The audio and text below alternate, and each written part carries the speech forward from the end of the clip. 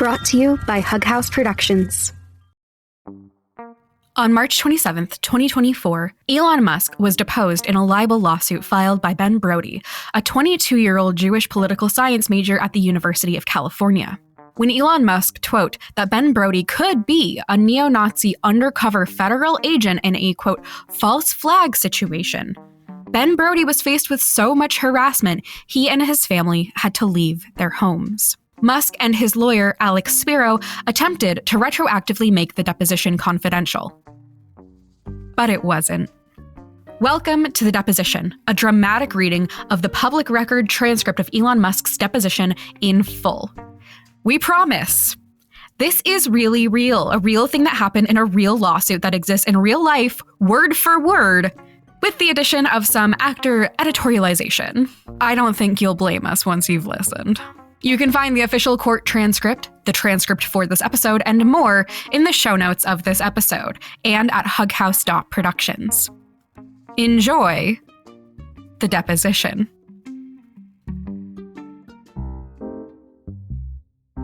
The Deposition is made by Hug House Productions, and if you like The Deposition, I know you're going to like the rest of our shit. We've got Nevermorphed, a podcast where I read all of the Animorphs books for the first time.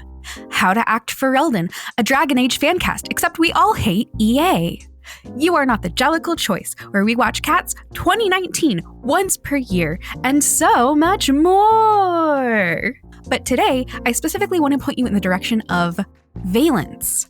I'm the showrunner of Valence and the creator of The Deposition. Hi, my name is Will Williams. Valence is a serialized urban fantasy audio drama about rising up against tech giants using their infinite wealth and power to ruin the lives of countless people.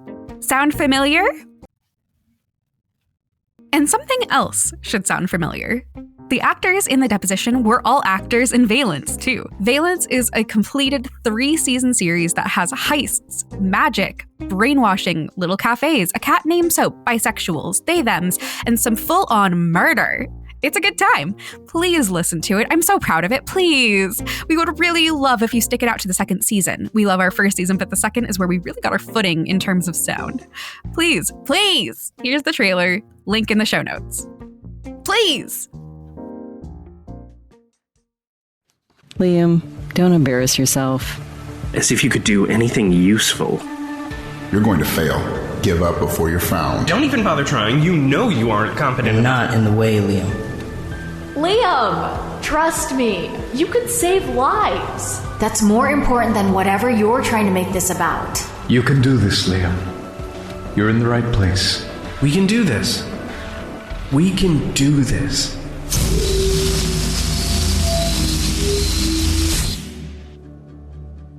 I'm ready. Valence is a serialized urban fantasy audio drama by Hug House Productions about magic, data privacy, queerness, found family, and revolution. Find more at valencepod.com. We hope to see you soon in New Candler. And remember, protect your magic.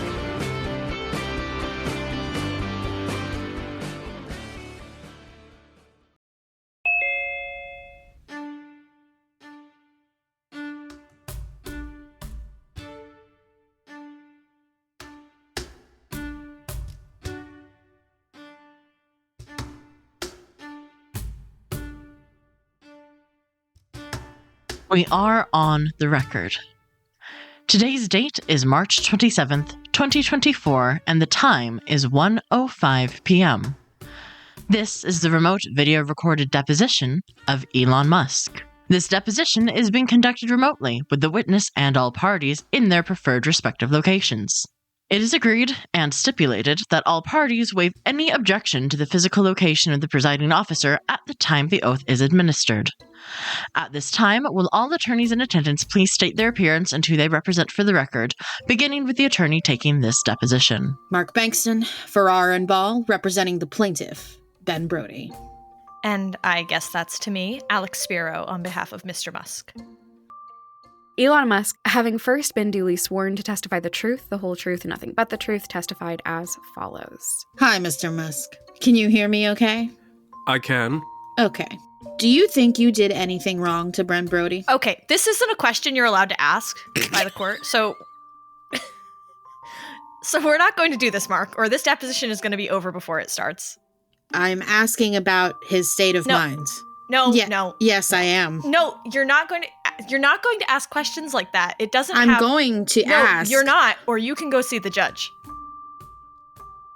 Let me read something for the record, all right?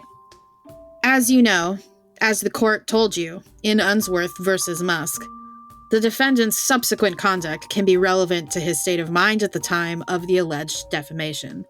And as they say in Warner Brothers, actual malice may be inferred from the defendant's acts, words before, at, or after the defamation.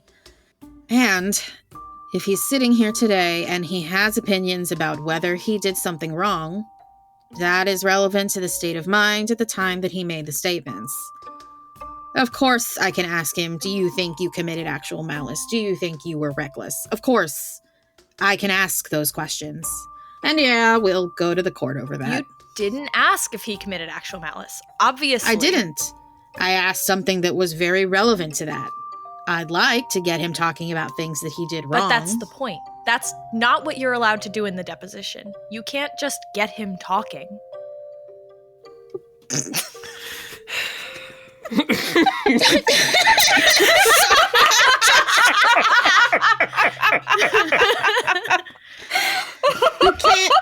You can't just get someone talking in a deposition, y'all. No. You can't just do that. That's not what a deposition is for, guys.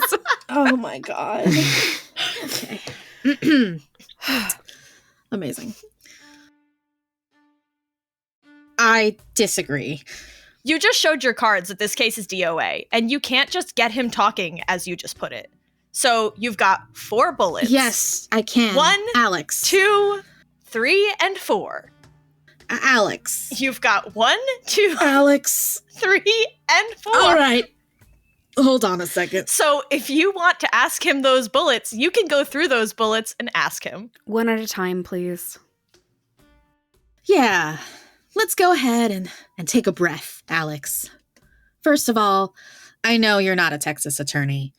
I know you don't know Rule 199.5, right? I know you're not even pro-hack in this case. This isn't productive. You want to go ask another question? Go ask another question. You're lecturing. Are you instructing him not to answer?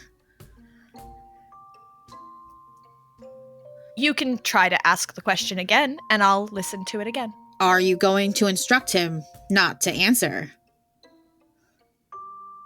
I don't know. I'll hear the question and tell you. Okay. Mr. Musk, do you think you did anything wrong to Ben Brody? Did anything wrong to Ben Brody? Okay, you can ask that question. I don't know Ben Brody. You're aware Ben Brody is somebody who sued you, right? I think you're the one suing. Actually, Mr. Musk, I'm an attorney. Did you know that? I'm an attorney representing Mr. Brody. Yes, but many times I've found that the actual plaintiff is the attorney. Okay. But that's just an assumption you're making, right?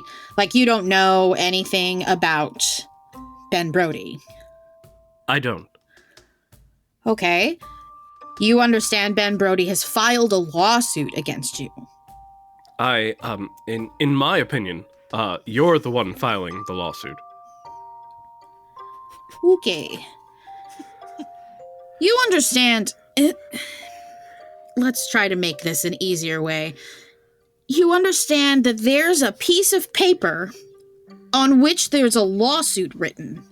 And at the top of the lawsuit, it says Ben Brody, plaintiff versus Elon Musk, defendant.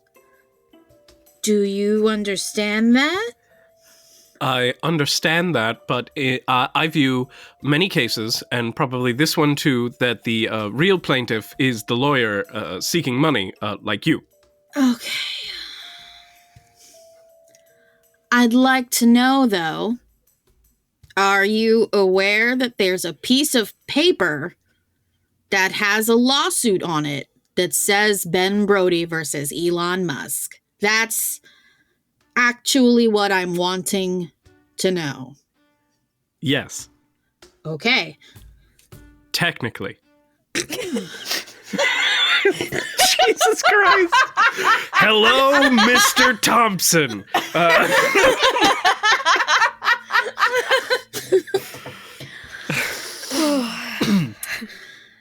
Yeah, when I read this bit, when I was reading the deposition when it came out, I had to lie down on the ground and just stare into the void for a little while.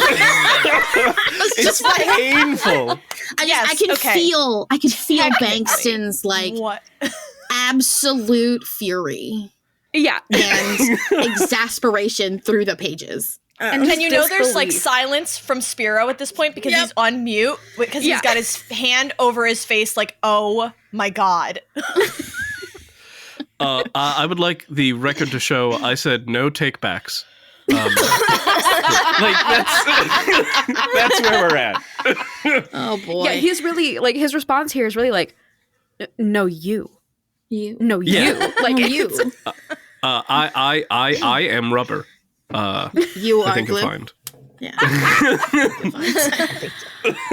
All right. Amazing. Do you feel like you have an understanding of what the lawsuit alleges you did wrong?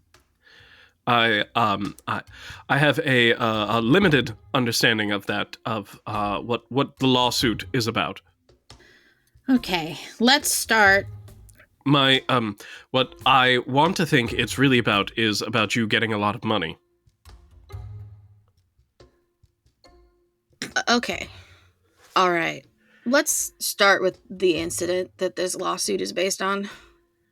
You understand that this case involves a brawl in Oregon between some right-wing extremists. I don't know much about. You're referring to a handful of posts on the X platform? No. Actually, Mr. Musk, I'm referring to the fact that on June 24th, 2023, as described in Plaintiff Ben Brody's lawsuit, there was a brawl in Oregon between right-wing extremists.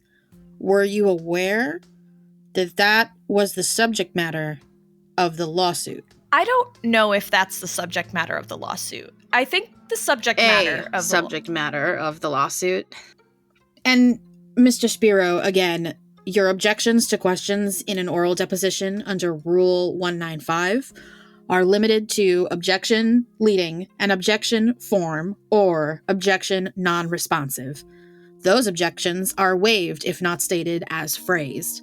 All other objections need not be made or recorded during the oral deposition to be raised to the court. You must not give any suggestive or argumentative or any explanations during the deposition. Well, then don't say things that are misleading. And I won't. No, that's not. That's why you should object to the form of the question. No, it's not. That's misleading.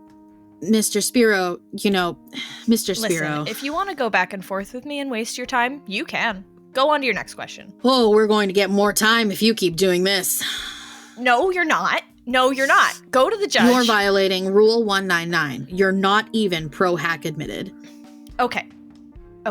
You're just giving speeches that nobody's listening to but you. You're just doing them for yourself. Oh, they're for the record, Mr. Spiro. They're for the court to listen to. Okay, so keep... And I would appreciate it. I'm going to give you an instruction. I would appreciate it if you would abide by Rule 199.5 of the Texas Rules. I heard you the first 3 times. Mr. Spiro, please do not interrupt me. I heard you the first 3 times. Mr. Spiro, please do not interrupt me. I am asking you on the record to obey Rule 199.5. If you continue to violate Rule 199.5, I will move for sanctions against you. So I please ask you to obey the rules in the remainder of this deposition. No.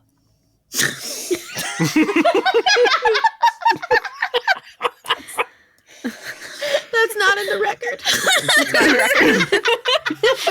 Off the record, no. Yeah. Oh, boy.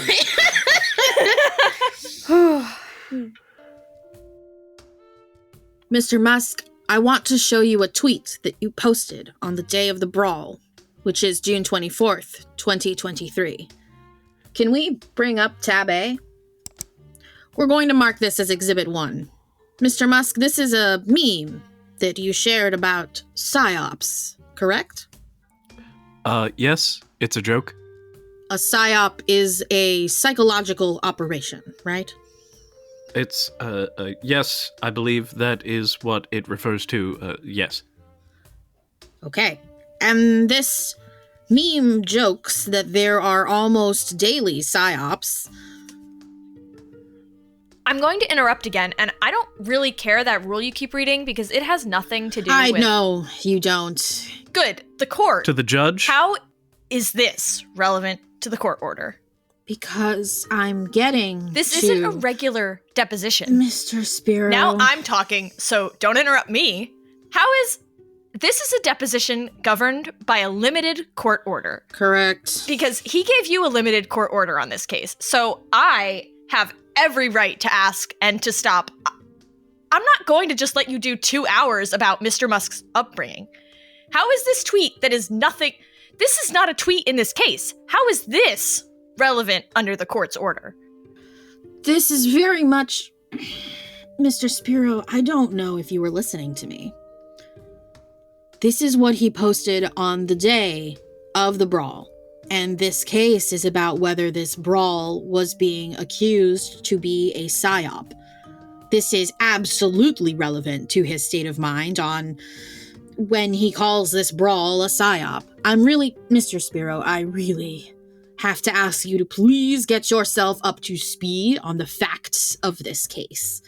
I'm definitely going to ask him. Again, this isn't a real... You keep lecturing me, to get up to speed on the facts of this case. This isn't, a real case. This is just... What even is this man? Your Honor, my client is rich. Yeah. Your Honor, my client is Elon fucking Musk. So... This isn't a real case. This is just some stupid... Mr. Spiro. Yeah, so... Lawyers do not... It is not in accordance with the lawyer's creed to just start making random statements about the alleged frivolity of a case to another lawyer in a deposition. You know that's not proper. You know that. Do you give these lectures at all of your depositions? I do, and you can watch them. In any event, this is not a tweet that's alleged. If you're alleging that this tweet is directly relating to the brawl, ask... That's what I'm asking him, Mr. Spiro. Oh, okay. Is there some code in Texas that you don't yell and raise your voice in depositions? Why are you yelling? Calm yourself. Yeah, why are you yelling? Calm yourself. Calm yourself. I'm very, very disturbed by what you're doing. You're yelling at everyone. I'm very disturbed that you're instructing the witness. I mean, show some decorum. I'm not instructing the witness. I'm not instructing the question. Ask your question. Okay. Now that I've got you up to speed, I can ask my question? Yeah, I asked you for the relevance of how this relates to the court order. You gave me an answer. I'm not preventing him from answering, so ask your question. All right.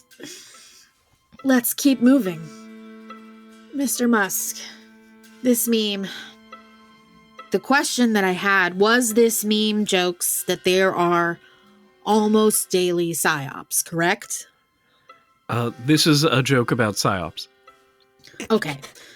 But PSYOPs for you are not always a laughing matter, right? I mean, I don't think there are actually daily PSYOPs. This is... No, I get that. I understand. a tinfoil hat. You know. Right. I get this is a joke. I understand that. It's a joke, obviously. What I'm asking, though... If somebody puts... may I finish? Sure.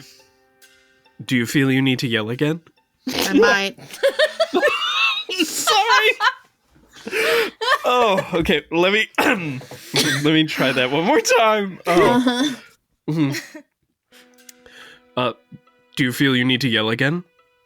I might. Yeah. I've rarely met a lawyer with less decorum than you, if you could be called a lawyer. So, this is a joke, obviously. Right. This is just a kitten with a tinfoil hat. Uh-huh. And, in fact, it is making fun of the fact that there are... people claim psyops when often there is not a psyop. Okay. But what I want to ask you about is, for you, this is a joke, but there are other times in which, for you, psyops are not a joke. I think the vast majority of time people think there's a psyop, there is not a psyop. Okay. That's okay. Let's talk about that tinfoil hat for a second. I want to try to get to the symbolism of that, all right? And tell me if I'm summarizing this joke correctly. That the idea of something being a psyop might sound a little crazy, but sometimes you see evidence or facts that make you think there is a psyop. And wow, that makes you want to put on a tinfoil hat like the conspiracy people do. That's kind of the joke there. Am I interpreting that correctly?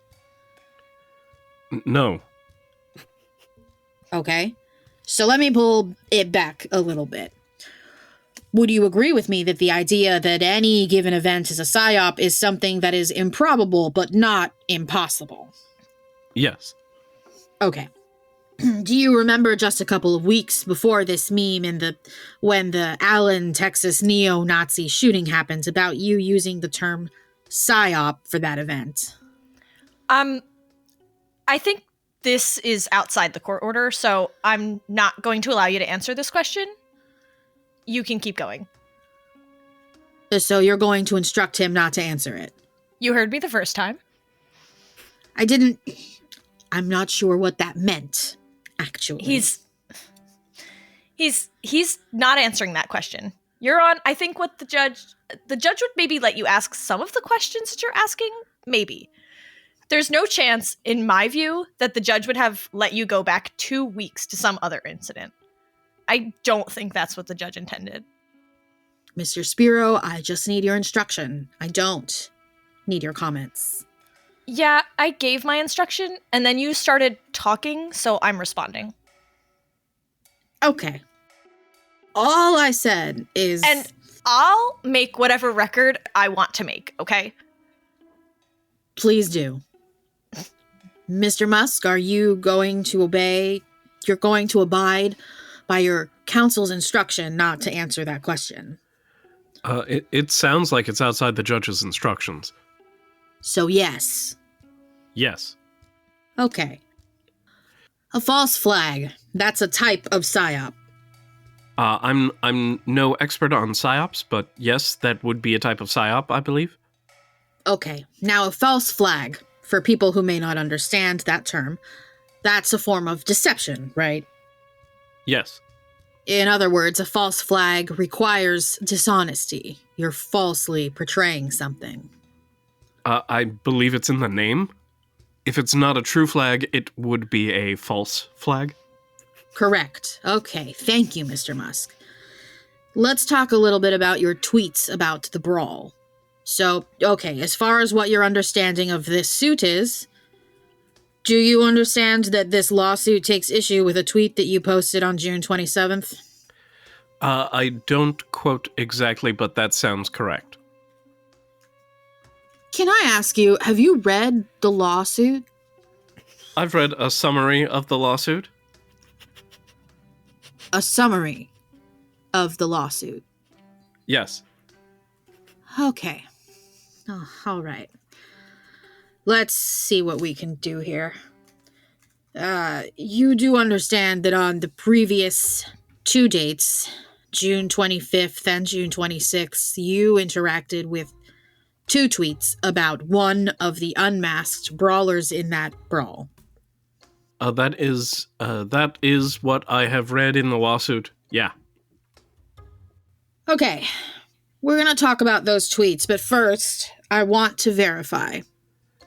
You were ordered to answer some discovery, and it appears from your answers that before your tweet on June 27th, you did not do any searches on Twitter or any web searches like on a search engine for information about the identity of this unmasked brawler. Is that correct? That's correct. Okay. Would it be fair for me to say that other than the tweets you interacted with, you did not secure other information about this unmasked brawler? I don't recall securing other information. In other words, you didn't get any information by text or email or any other sort of communication with anybody else about the brawler? I don't recall. Not that I recall. No. Did you ask anyone to go get you any information on this unmasked brawler? No. Okay, so it'd be fair to say that the information that you acquired about the brawler was from the tweets you interacted with. Correct. Okay, I want to talk about those tweets right now. So, we're going to pull up tab B and we'll mark this as Exhibit 2. All right, Mr. Musk, on your screen, are you able to read that, or do I need to zoom in a little bit? It's small, but I'm able to read it. Okay, so you'll see, I'm going to kind of go through it, and we'll go through it tweet by tweet so that we can read it together. You'll see the first is a post from a suspended account, so we can't see it, right? Correct.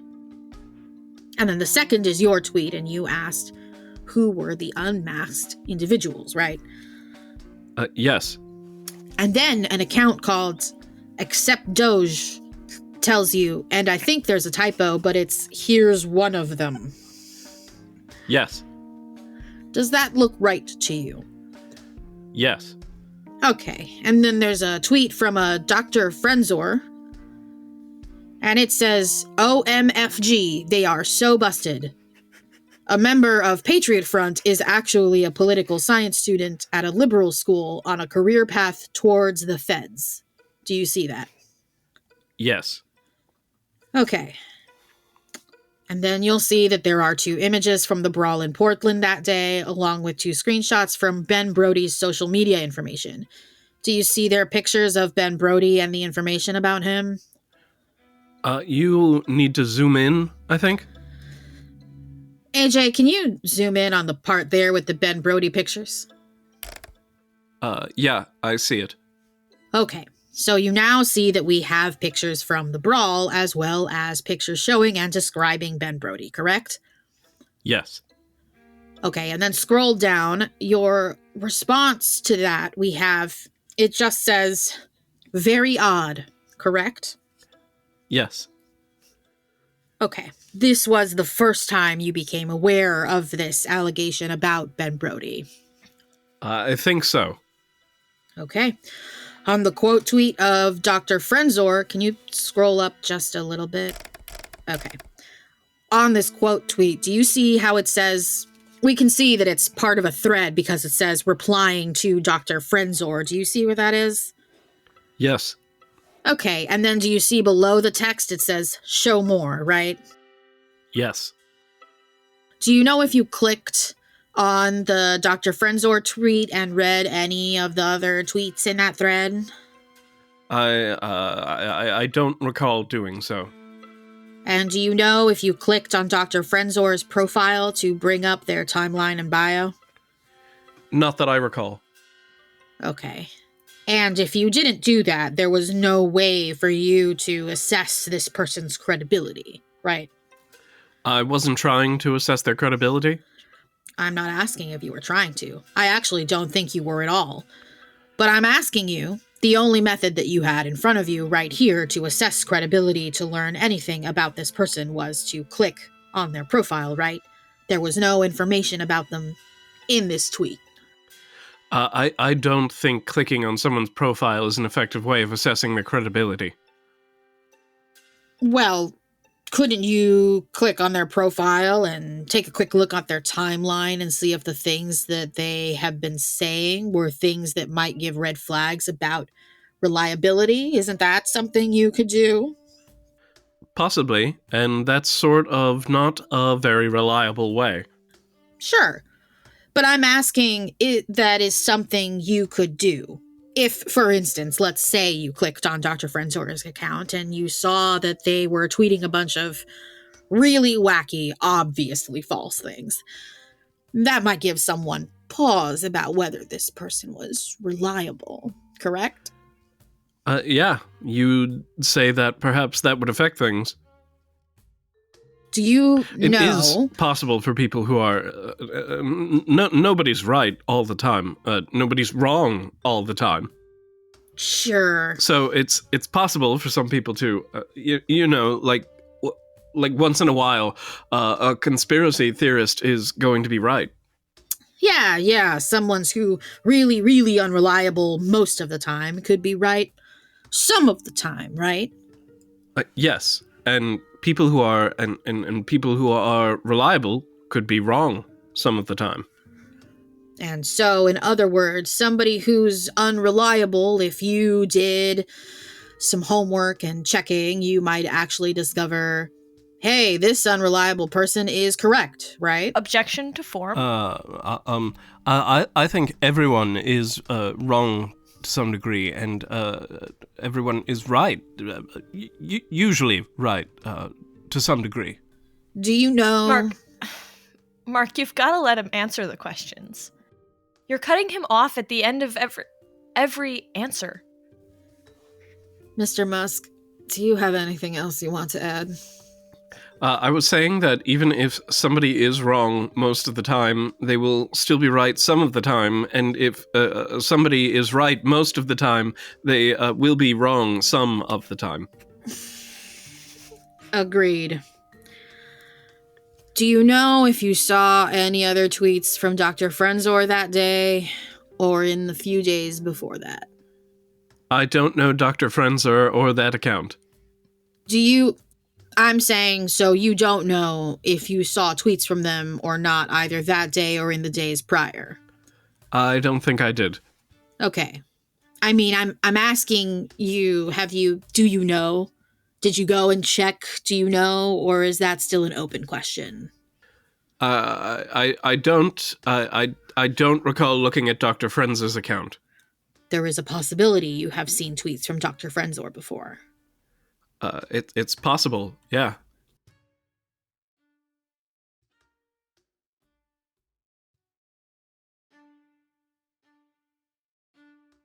Okay. Let's talk about the second tweet that you interacted with, okay? So let's go ahead and bring up tab C, and we'll mark this as Exhibit 3. So here we see this is the following day, June 26th, and as you see, your tweet at the bottom was at 5:34 a.m., okay? So now we're on the second day, June 26th.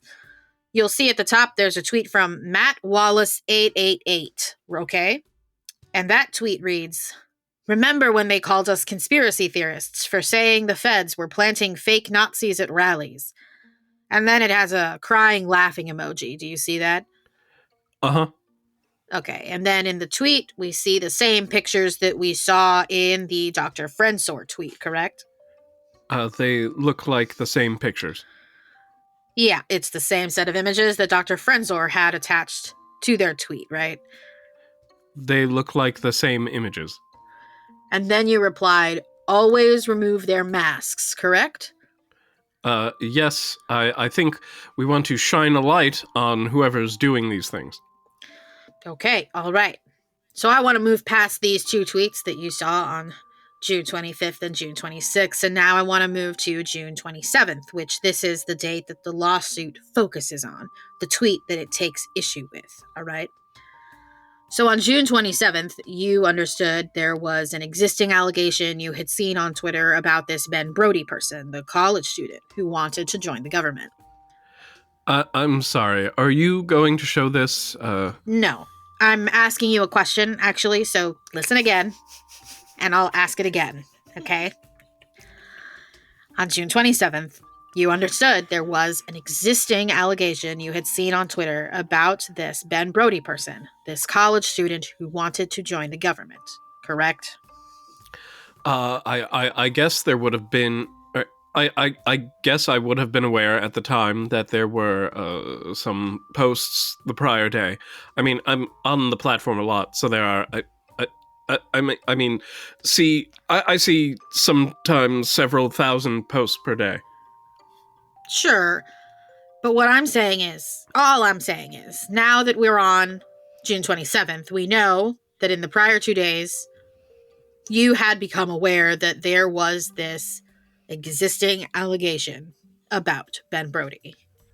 Yes, I'm not... It would not have been top of mind, but certainly I think probably would have vaguely recalled it, yes. Okay. Well, let's talk about that morning. Let's bring up tab D. All right. This is going to be Exhibit 4. This is the exchange that the lawsuit takes issue with, okay? Uh-huh. And we see here at the top is Zero Hedge. Do you see that? Yes. Okay, you know Zero Hedge is a blog with anonymous contributors, right? Yes. Okay. At this time, were you aware of Zero Hedge before you responded to this tweet? I've seen posts from Zero Hedge before. Okay. Do you feel like they're a media organization that you're familiar with, or is this something you just every now and then see tweets from? And could you describe for me your level of familiarity with them? I see a lot of their posts. I don't know the people behind it. Okay, got you. Now, in this tweet, Zero Hedge says, Patriot Front white supremacists unmasked as suspected Fed. Do you see that? Yes. Okay, now based on what you'd seen at this time, you did not contend that this unmasked person was a federal law enforcement member, but instead was that it was a college student. Is that right? My post simply says, looks like one is a college student who wants to join the government, and another is maybe an Antifa member, but it's a probable false flag situation. I also put at community notes, which is the fact-checking system on the X Twitter platform. So the reason I put at community notes there is so that community notes can assess the accuracy of the statement. Okay, objection, non-responsive. Do you remember what my question was, Mr. Musk? Please restate. Okay.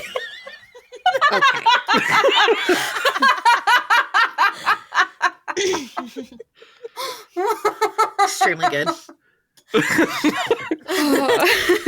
Oh my god. Man's a fucking idiot. He's so dumb. Tell us how you really feel, Mr. Bankston. Yeah. This man has the patience of a goddamn saint. All right. Yep. Oh.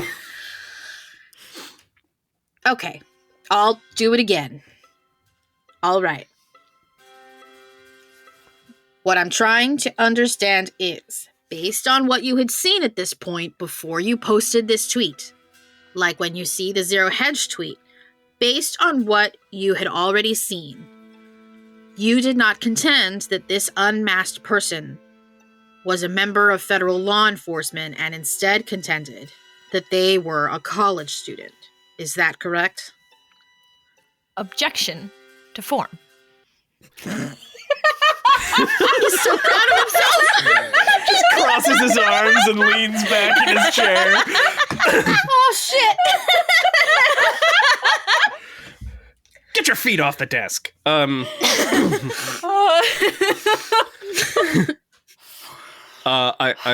mean, I think my post speaks for itself. No. Actually, that's That's kind of why I have to ask you, is because I really would like an answer. I think my post is being very, very literal. Okay.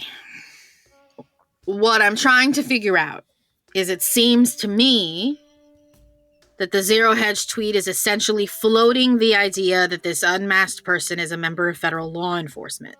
And I just want to get to the idea that that's not what you were contending. Objection to form? I can't understand you.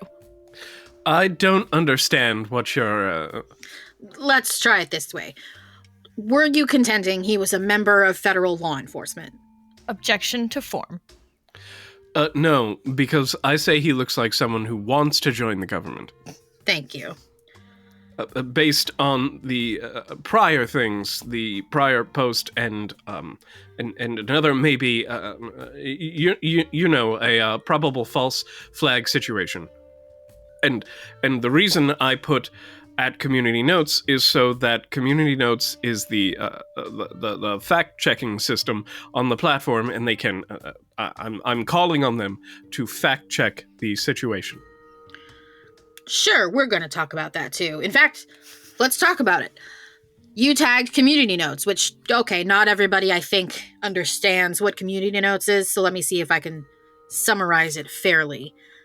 By tagging Community Notes, through a system of voting, had the ability to add a note correcting the Zero Hedge tweet. Is that right? That's not how Community Notes works.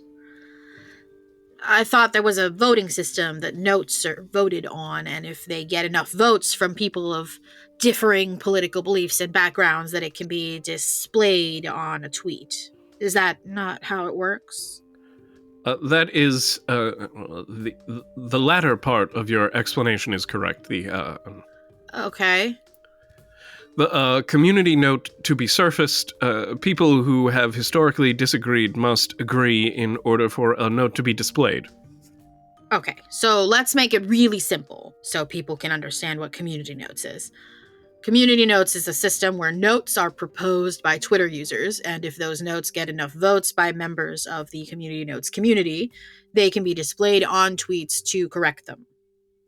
Yes. Okay. It requires people who historically have disagreed to agree. It's not simply a popularity contest.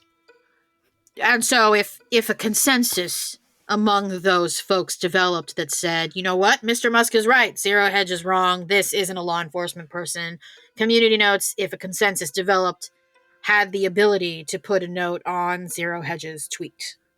Objection to form. Or mine. Or yours, or anyone's, right? Correct. Okay.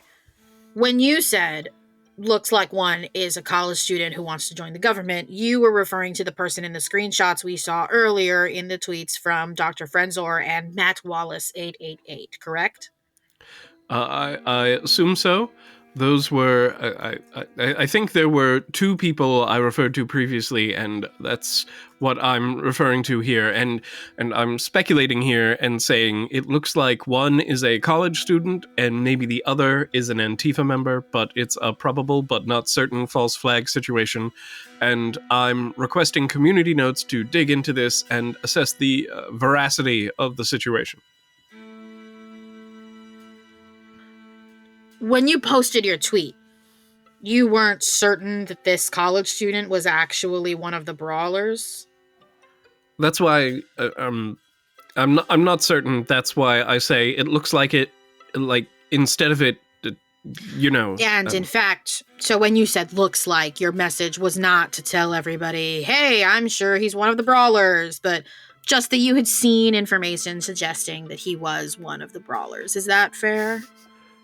Yeah, it looks like means that he may be a college student. And that would be, excuse me, keep going. That's just a literal sort of statement of my impression, which is right. That it looks like just, you know, if I said something looks like a donut, and it doesn't mean it is a donut, it could be a bagel.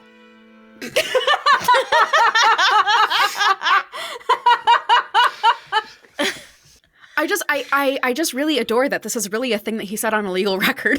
Yep. It's such a special moment to me. Yeah. I don't think I have ever seen a donut that is a bagel. I don't think I've ever seen a bagel that could be a donut. Like, it's not even a good analogy. There's also there's want donuts an now, though. established phrase that he could use, you know, if you hear hooves, you don't think zebra. Like, right. Everybody knows that. And he went with this. Yeah. Let me try to give you an example. If you said, looks like a donut, that would mean you had seen information or in some way gathered data that would support the idea that maybe that's a donut. Is that fair? Objection to form.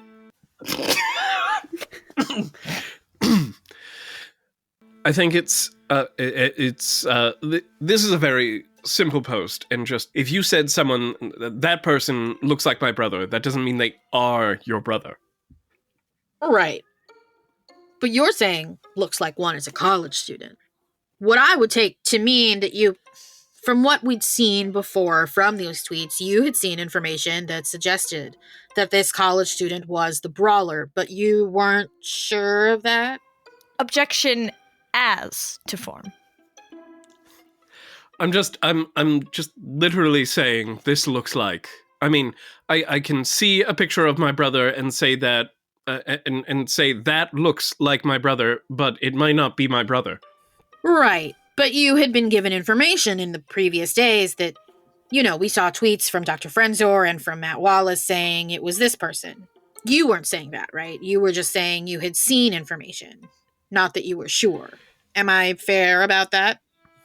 I'm literally saying that it looks like one is a college student and maybe another is an Antifa member, and I'm asking Community Notes to sort of fact check this. Let me try it this way. The reason that you're saying that it looks like one is a college student is because of the posts that we had just talked about. Because you had seen those posts. That's why you're saying this tweet, right? That's probably why I'm saying this. Okay. You knew when posting your tweet that readers would not know what information you saw to reach this conclusion, right?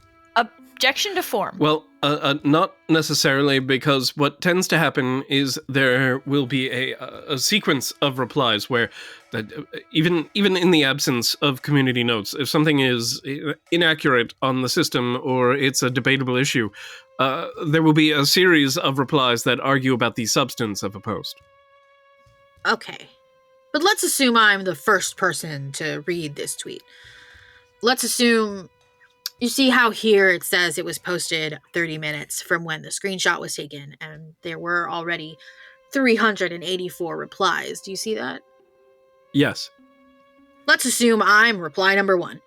Let's assume I saw your post 1 second after it was posted.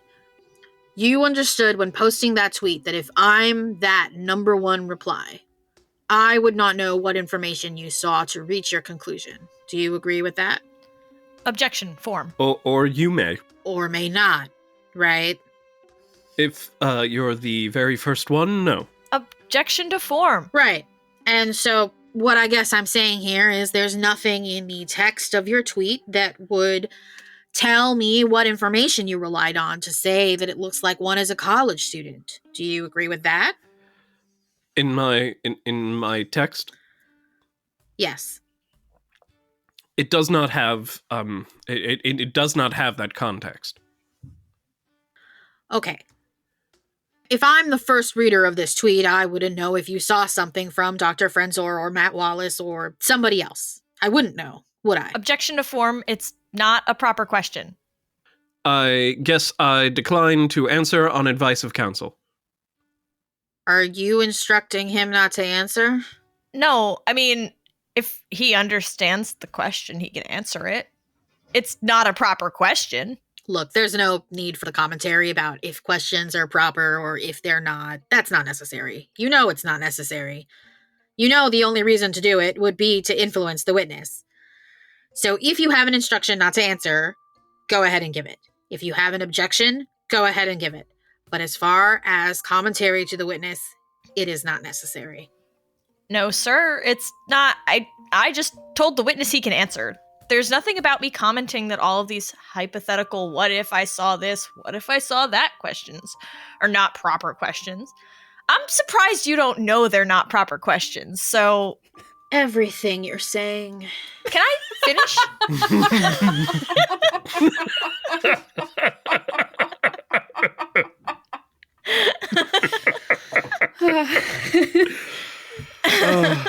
The saddest man. Can I finish? I'm making my record, so the reason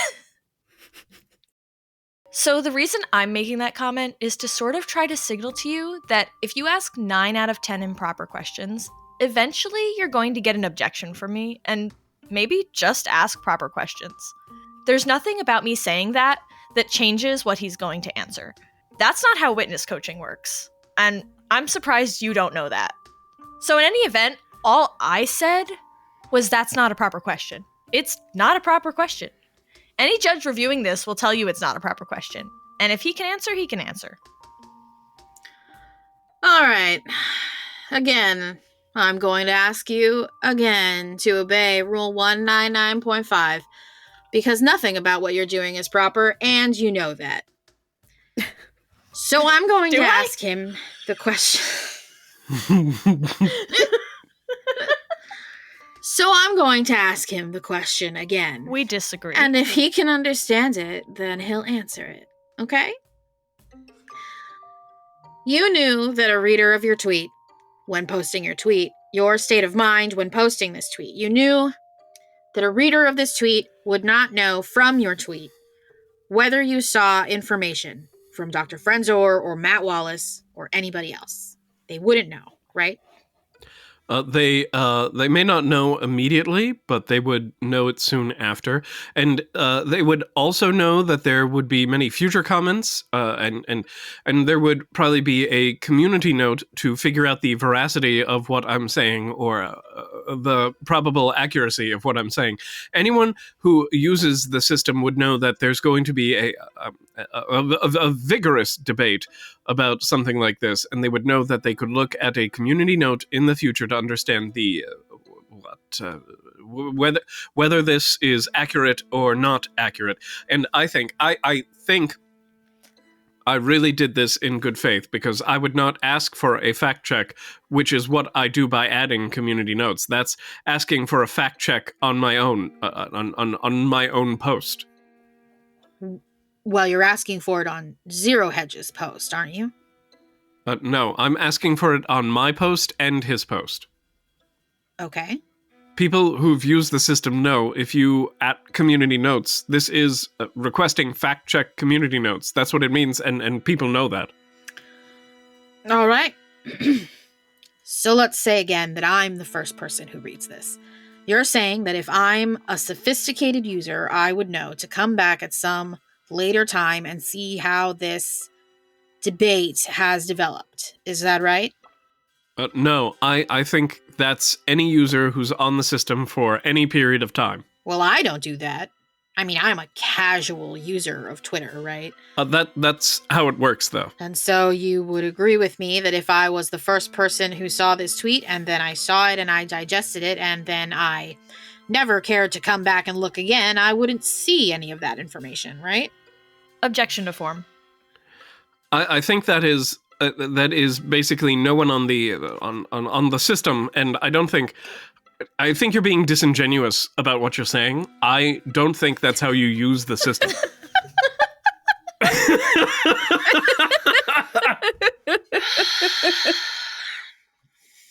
Okay. You understand that Ben wanted...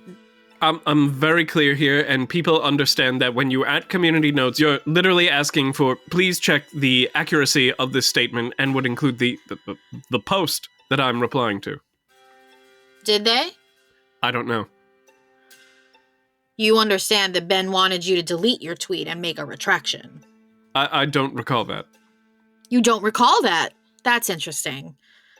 Okay. Well, I was going to ask you why you refused that, but if you're not aware that a request was made to apologize and delete this and make a retraction. Objection. Asked and answered. Form. I don't recall that, no. Okay. If you knew right now, knowing right now that Ben is really upset that this tweet is still up and that he wanted there to be a retraction, how do you feel about that? Objection to form. How do you feel about it? How do you feel about it?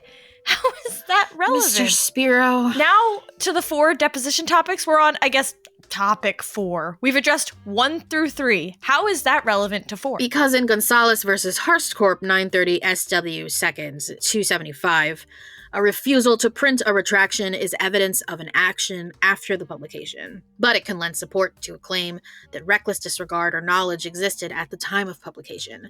Similarly, in New Times versus Isaacs, Texas Supreme Court 2004 146 SW 3rd 144, refusal to retract an exposed error tends to support a finding of actual malice, and conversely, a readiness to retract tends to negate actual malice. So again, I'll pose my question. Yeah, I'll look at those cases, but he's not answering that right now. I don't see the relevance. I don't think those cases, I'm pretty confident those cases are not directly on point, so I'll review the cases so we can respond further. All right. Next time, I'd appreciate it if you showed up in a deposition with a Texas lawyer who had an understanding of Texas law of actual malice.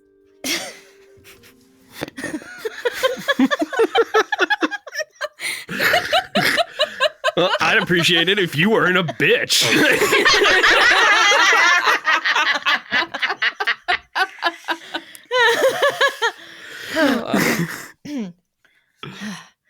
Okay, you keep filing these silly, frivolous shakedown cases. I'll keep trying to think of Texas lawyers to bring to your depositions. Mr. Musk, I will tell you I'm trying to be as civil as I can in this deposition with you and your attorney. I'd appreciate it. These random, insulting, professionally demeaning really have no place here. You just did the same thing and I responded in kind, so keep moving with the deposition. You're running out of time. You think that's what happened here? I know this is... God. Yep. I know this is your big day in the sun. You're running out of time. Talk about big days in the sun, Mr. Musk. I want to talk about how you browse and see information on Twitter.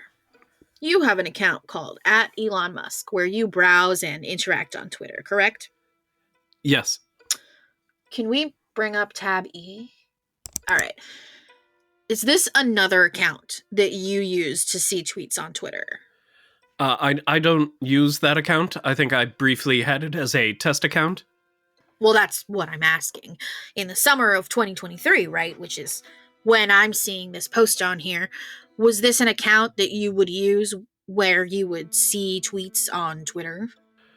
No, I would not use this account. It was just used for testing. I mean, look, there's a tweet I see. There's more tweets on this account, right? Were you posting and viewing tweets with this account? Objection asked and answered. I don't see the relevance to the 4th question. Move on. I need to know what... He's not answering. He just answered you twice. He's not answering any more questions about this account. Well, I'm going to put it on the record why I'm asking this question in case I need to put it in a motion, which is I need to know all the accounts that you've used to view tweets on Twitter during this time period so I can tell what else you've interacted with on Twitter. Well, he just told you he didn't use this account. He already answered that question. Right. And I was asking a follow-up about that. Because the tweet has posts on it does not mean that you used it to view tweets at this time. Or am I wrong about that? I briefly use this account as a test account. There are only 2 accounts that I use on a regular basis. One is my main account, and the other is Baby Smoke 9000. I want a fucking Oscar for this.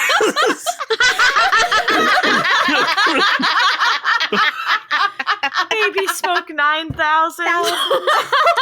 Sweet Jesus. Oh my god.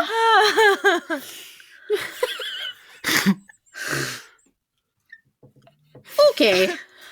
And then you said on a regular basis, are there any other alt accounts that you were using to view tweets in the summer of 2023? No. Okay. I was looking at the Twitter rules you had in effect in the summer of 2023, and it looked like Twitter employed people who enforced platform integrity and authenticity, including things like crisis misinformation. Is that correct? I'm going to object, and I'd like an explanation as to the relevance of this. Because I need to know what kind of information he had access to, what investigations he could have had capable, and which ones he might have ignored deliberately. Well, I don't see the relevance, but I'll let you ask the question. I mean, we have a team in this regard. I don't delve into what the team does. Well, all I'm asking at this point is there are people employed at Twitter who enforce things like platform integrity and authenticity. That exists. But by authenticity, what that means essentially people who do impersonations, so it's stopping people from impersonating public figures. Sure. There is a sort of enforcement of the law, so if somebody's posting something illegal, that needs to be taken down. That would be, if something is illegal, or, in some form, essentially, then that team would take it down. I noticed there was a note for crisis misinformation. I imagine if there's a huge public crisis, a storm, a bomb, and somebody's spreading information that could get people hurt, that's something that is meant by crisis misinformation. The primary system we rely on is community notes, which we found to be far better than the so-called misinformation experts. Okay. But as Elon Musk, are you allowed at Twitter to just grab one of these employees who is involved in platform integrity and say, hey, can you help me figure out if something I saw is legit? Are you allowed to do that, or is that misappropriating the company's property? That is, in theory, something I could do, but I don't. I rely upon community notes for fact-checking. I find it to be the best system on the internet. Right. What I'm just saying is, are you allowed to do that? If you were to grab an employee at Twitter and say, hey, could you help me figure something out? Are you going to get in trouble? Is somebody going to come tell you, Elon Musk, you are not allowed to do that? Objection to form. I mean, I could ask someone. Okay. But this is... But the nature of our enforcement is to enforce what is in accordance with the law. These people who are doing their jobs, do they have access to internal Twitter tools to help them do their job? Yes. Object to form. The data they have access to. Are you allowed to have access to it? In theory, yes, but I've never requested access to it. Is there anyone with the authority to say about a piece of data at Twitter, to say to you, no, Mr. Musk, you can't have that, or you can't share that with anyone? Objection to form. And again, I'm going to ask again, what is the possible relevance of this to the single tweet that we're here on in a defamation case? Can you just explain that to me? Sure. Because when he was confronted with... Again, this is kind of bizarre that I'm explaining this in front of your witness, but if he was confronted with information that made him maybe want to go suggest that, hey, maybe this college student was involved in this brawl, if he had access to people who were able to tell him or give him more data about this, and he has that authority, I need to know. You're saying that if he... Your point is that he had other avenues to investigate this? That he deliberately ignored, correct. I think it's an objectionable question, but I'll let him answer it. Thank you.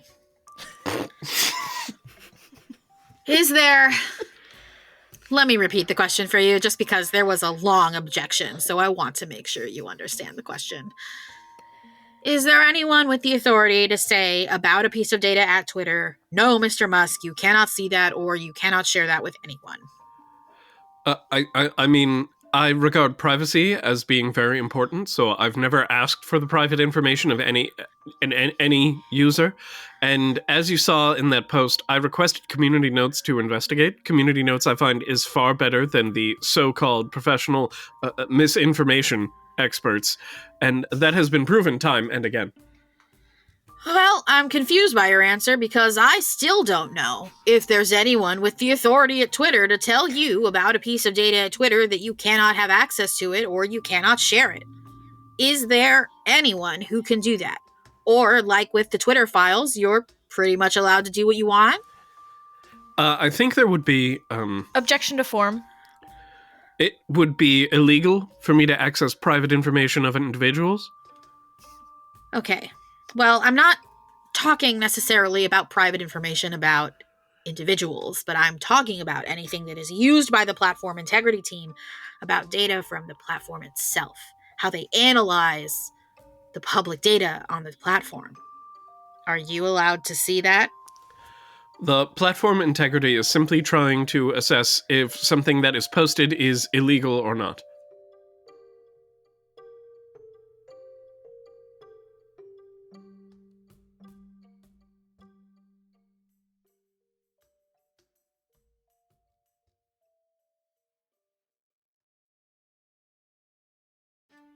Madam Court Reporter, do you have a count for me on how long we've been on the record? This is Ruby. We've been on the record for 47 and a half minutes. Okay. We're going to go just a little bit, and then we'll take a quick break. All right. I want to talk to you about just a couple of weeks before the tweet, okay? You had given an interview on CNBC talking about your sort of state of mind and feeling about the way you tweet. Do you remember giving... No, I didn't hear... Mark, I didn't hear about that last word. I couldn't catch it. Well, let me try it again because I'm not sure what my last word was. But I was describing to you how in a couple of weeks before you made the tweet in this case, you had given an interview on CNBC where you were talking about your state of mind and your tweeting, about how you approach your tweeting with an interview with David Faber. Nope. Faber. Yep. About how you approach your tweeting with an interview with David Faber. Do you remember giving that interview? I don't remember everything about that interview, but I remember there was such an interview. Okay. Ben Brody's lawsuit has a quote from that interview, and I wanted to get your reaction to it to see if this is a genuine thing, how you felt, right? Mr. Faber was asking you about whether you felt the need to restrain yourself tweeting, and the comment that's quoted in Ben Brody's lawsuit is, "I'll say what I want to say, and if the consequences of that is losing money, so be it." Do you feel that that statement is a true assessment of your opinions in the summer of 2023? Well, what I'm saying is that sometimes I'll say things that I believe to be inaccurate in exercising of my freedom of speech rights, and if that means we lose advertisers as a result, then so be it. I'm sorry. I just... Can someone please tell me I'm cool? I'll be able to stop if someone just says that I'm cool. I could hear the breathing speeding up in the background of like trying to keep yourself from laughing. Yep. I was like, you can do it. You can do it. Nope. It's just when he says free speech. It's like that meme of like, say the thing. His exercising of his freedom of speech rights. Right, sorry. Which is like the most convoluted series of words. All right. I guess he can say things. Yeah. It's amazing watching someone who grew up with English as their main language speaking as if English is their second language. Mm-hmm. Mm-hmm. Yep. 1 second. Yep. Mm-hmm. Yeah. The English is in fact his first language. Oh my god. As I suspected it would be.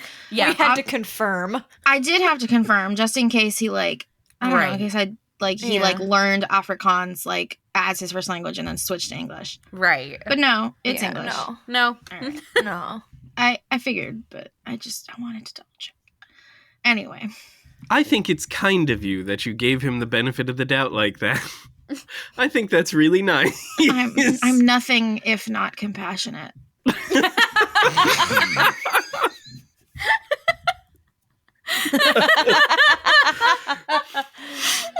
Oh god. All right. Can you lead me in? Okay, sure. Well, what I'm saying is that sometimes I'll say things that I believe to be inaccurate in exercising my freedom of speech rights, and if that means we lose advertisers as a result, then so be it. Okay. I want to ask you about another statement. I want to ask you about some statements that are quoted to you or attributed to you in Walter Isaacson's book, because I want to make sure that they're accurately attributed to you. And so I want to take a look at a couple of things that were said in Isaacson's book. Can we bring up tab W? Yeah, I'm going to not allow this. This is how this has to do with his state of mind on June 27th, 2023. I'm not going to allow this. Mr. Spiro. Move on to another subject. It's literally him describing his state of mind for how he approaches these tweets. I don't understand why this quote that we have here in front of us. Okay. You want to ask him if he said this? Yes. That's all I'm asking. Yeah, that's it. I mean, it's about his state of mind in tweeting. Well, I'm not so sure. The state of mind cases, I don't know in every count in Texas, but typically do not allow things that happen non-temporarily. I mean, I just quoted you the law that says that's not true, and you can absolutely... Okay, ask him the question. Yeah, let's just go. Excuse me, Mr. Musk just logged off or got kicked off or something. He's no longer on the Zoom. Do you want to take a break real quick and see if we can get him back on? Yeah, Mark, that's fine. I was going to take a break in an hour, but I figured we can just take a break right now if you want to do that. Do you want to take 20 minutes? No, I mean, I don't think we need 20 minutes, Mark. I mean, we're almost done. The problem is I'm not trying to be difficult here. I'm really not. The water main broke in our building today, so to go use the restroom, I have to walk down the street. Well, okay, that's a real thing. We'll be back in 10. Hopefully you're back in 10. If you're back in 13, no one's going to be alarmed, but I'm going to try to make it a 10-minute break. I understand. You don't need to keep communicating your feelings on the ridiculousness of the endeavor I'm currently engaged in. Well, it's also a short deposition, so...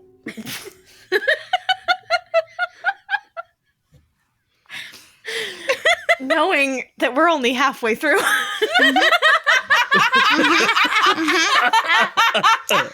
The ridiculousness of the endeavor I am currently engaged in. Well, it's also a short deposition, so whether even needing a break is, I don't know if it's necessary, but okay, let's do it. 10 minutes. Okay. Thanks. Going off the record at 1:56 p.m.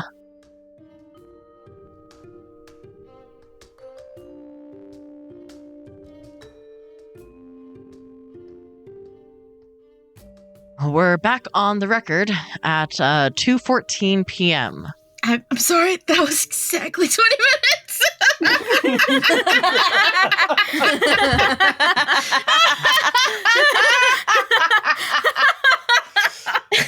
Oh my god. Oh shit. Was it 20 or was it 18? It's 18. 18. Okay. It's closer to 20 than it is to 10. Closer to 20 than it is to 10. All right. Anyway. All right. Let's go ahead and put up tab W. What exhibit number are we on? Mark, we're on exhibit 5, would be our next one. Okay, let's go. We'll go ahead and mark this as 5. All right. What I want to ask you about, Mr. Musk, is some quotes from Mr. Isaacson's book. And what we have here in front of us is, "I've shot myself in the foot so often I ought to buy some Kevlar boots," Musk joked. Perhaps, he ruminated, Twitter should have an impulse delay button. Did Mr. Isaacson, was that an accurate representation he made of an exchange that y'all had? I don't recall that exact exchange. Okay. Do you feel like this statement is a genuine reflection of your feelings back in the summer of 2023 when you were participating with Mr. Isaacson? I certainly, I would say that I'm guilty of many self-inflicted wounds. Okay. Would you say that as of last summer, that you knew that you had some difficulties restraining your impulses on Twitter? No, I wouldn't say that. I'm sorry. I do believe that the bedrock of democracy is freedom of speech, and that people should have, we should have freedom of speech if we are to have a functioning democracy, and that, actions that result, that have a chilling effect on freedom of speech, like this lawsuit, I think, are contrary to the public good.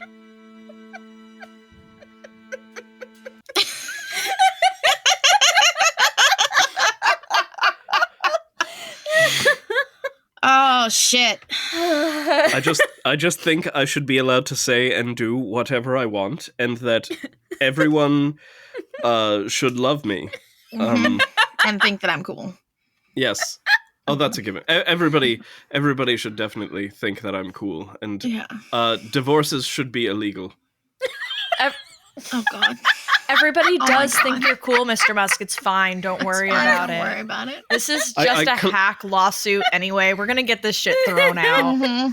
Don't even worry about it. I've been collecting engagement rings like championship rings from sports ball players.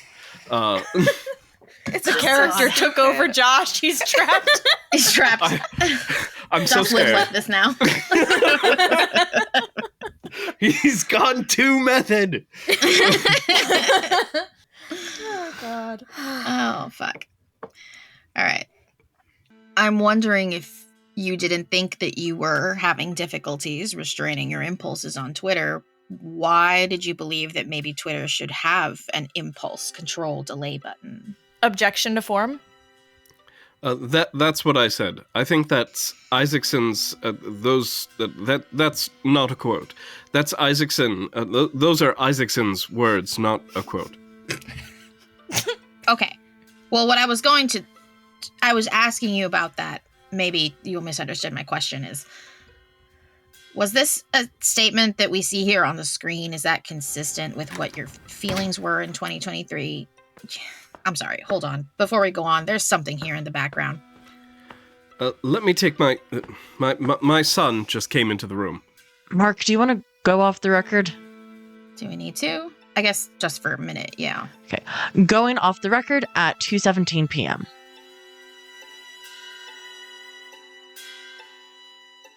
We are back on the record at 2:18 p.m.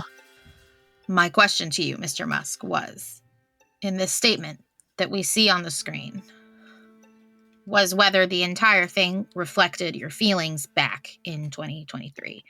And from what I think I understand from your answer about the second half being Isaacson, is that the second statement that's not an accurate reflection of your beliefs in 2023. Well, it doesn't make sense, because we actually do have the ability to edit tweets and put a time delay on tweets. Okay, so this is something Isaacson may have gotten wrong. That's just Isaacson's impression. I'm simply saying that I am, I've certainly done a lot of things that are self-inflicted wounds. All right, let's go ahead and put up tab X. We'll mark that as Exhibit 6. And I want to ask you about this quote. It says, when asked why he doesn't restrain himself, Musk merrily admits that he too often shoots himself in the foot or digs his own grave. But Life needs to be interesting and edgy, he says. And then he quotes his favorite line from the 2000 movie Gladiator. Are you not entertained? Is that not why you are here? Jesus Christ. I can't believe I just had to say that with a straight face. Oh. I don't know how Bankston did it.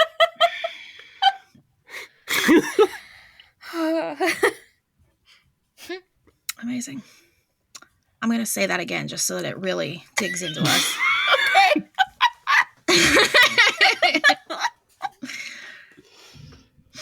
And then he quotes his favorite line from the 2000 movie Gladiator. Are you not entertained? Is that not why you are here? In this quote, did Isaacson accurately relay the things that you were saying? You have to. I've not read the Isaacson book. In fact, I asked Isaacson if I should read it, and he recommended that I not. Any biography is going to be not the actual person, but the actual person as viewed through the lens of the biographer. So I wouldn't say this accurately represents me. Okay. Have you used that quote before from the 2000 movie Gladiator? The "Are you not entertained? Is that not why you are here?" to describe your tweeting? In a joking way, but not in a serious way. Sure, because the line here, "Are you not entertained? Is that not why you're here?" Am I correct? That describes the entertainment value of the controversy that tweets can sometimes create. Objection to form. Well, I think any medium which is not informative or entertaining or just does not capture the interest of the audience will fail to... people will not tune in. Sure. Let's move to tab Y. All right. We're going to mark this as Exhibit 7. And this quote says from the Isaacson book, "My tweets are like Niagara Falls sometimes, and they come too fast," Musk says. "Just dip a cup in there and try to avoid the random turds." Do you think that's an accurate quotation from you? That is actually not accurate. What I'm referring to is that the things that I see on Twitter, not the posts that I make, are like Niagara Falls. Like, meaning it's the... If you look at the sheer number of comments, likes, interactions of various kinds, my account is the most interacted with in the world, I believe. It is physically impossible for, any one person to see all of the interactions that happen. So the only way I can really gauge the interactions is by sampling them, essentially. Got you. So would it be fair to say that Isaacson made a mistake here and that what this really should say is not "my tweets are like Niagara Falls," but everyone else's tweets are like Niagara Falls? Not exactly. It means all of what I see when I use the X app are all the posts that I see and all of the interactions that happen with those posts are far too numerous for any human being to consume. Okay, so when this quote talks about the random turds, those aren't your random turds. Those are other people's random turds. I mean... God damn it. Court of law! Feels so good when I make other people break. Because listen, if you think that I didn't practice this singular conversation before logging on, specifically so that I could say that without breaking down. I'm so proud of you. Thank you. Oh my God, you did that fantastically. Josh, good luck on this next one. Yeah, good luck, buddy. Oh, God. All right, okay. Shit. This is the best part of the deposition. It's so good. Good luck, buddy. I mean, I suppose I could be guilty of a random...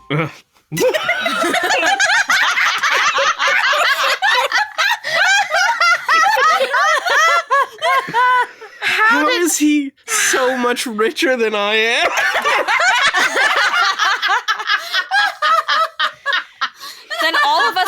mind. Like our society is broken. Our society is extremely broken.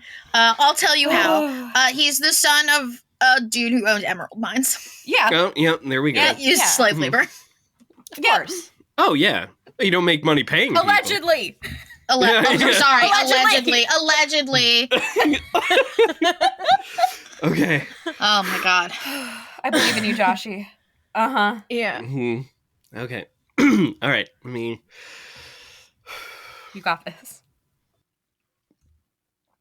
I mean, I suppose I could be guilty of a random turd too, but it's what I'm really referring to is that the only way for me to actually get an understanding of what is happening on the system is to sample it. Like, try to do just like in statistics, try to do. You sample a distribution in order to understand what's going on, but you cannot look at every single data point. Okay. I just want to make sure that you're testifying under oath that this quote was misattributed and that you weren't talking about your own tweets and your own tweets being random turds. Correct. Okay. This is not accurate. Okay, you can take that down. In general, when thinking about... Well, let's start this way. You use your Twitter account to talk about news and current events, right? Yes. And... among other things. And in doing that, you are thus a consumer of news information. A person, as a person, you consume news information, right? I contribute content and I consume content on the X platform. Now, when consuming news content, you believe that Twitter is a better source of information than, say, traditional news, right? I do. Okay, you think one problem with traditional news is that they're too slow, correct? Their latency, yes. They will often take several days to write an article and then still be incorrect in what they write. Okay, let's look at tab G. I want to show you this tweet from the day of the brawl, okay? And you will see that there's someone complaining about using Google News and their complaints about it. And your response is, the thing about traditional news is by the time they actually publish anything, it's not news anymore. That's consistent with what we've just been talking about, right? The traditional, legacy news industry is slow to publish and nonetheless wrong in what they publish and with no one to correct them. Whereas when things are published on Twitter, they may be incorrect, but they are swiftly corrected. Well, for instance, this tweet about Ben Brody, it wasn't swiftly corrected, was it? I suspect that in the comments that followed there were, while I did not see them, there were many rebuttals to what I said. Right. But and there may be a community note, since I did tag community notes to assess the accuracy of the post, that there may be a community note on that as well. But you don't know that, right? I don't know that.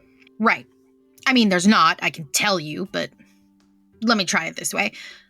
Traditional news takes time to publish things, whereas on Twitter, you're reading about events before the news can even cover them.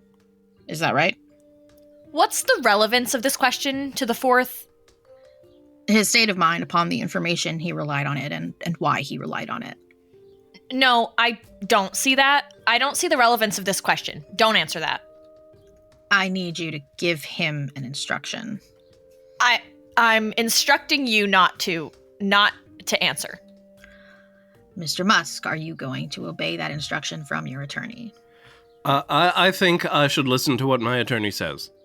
Right. And in fact, you advocate getting information about news and events from anonymous people on Twitter. I think it's important to allow people to be anonymous so that they are able to report things accurately and not face repercussions from their employer or from others. Okay, you can and do use your Twitter account to promote the company's interests, the company being X Corp. Yes. The engagement, well, let's talk about it this way. Before you ever purchased Twitter, you were a popular user on the platform, right? I believe I may have been. I think I was either the first or second most interacted with account on the platform before the acquisition. Now, before the acquisition, Twitter was getting a free benefit from the user engagement that you created, correct? Essentially, yes. And then, now after the acquisition, that's no longer true. You personally benefit from the engagement you create because it's your company, right? Objection. Instruct you not to answer. You can tell me the relevance of these questions. I need to establish the level of care that he was required to have, and I need to determine whether this is purely a personal Twitter account or whether this Twitter account is intended to do something else.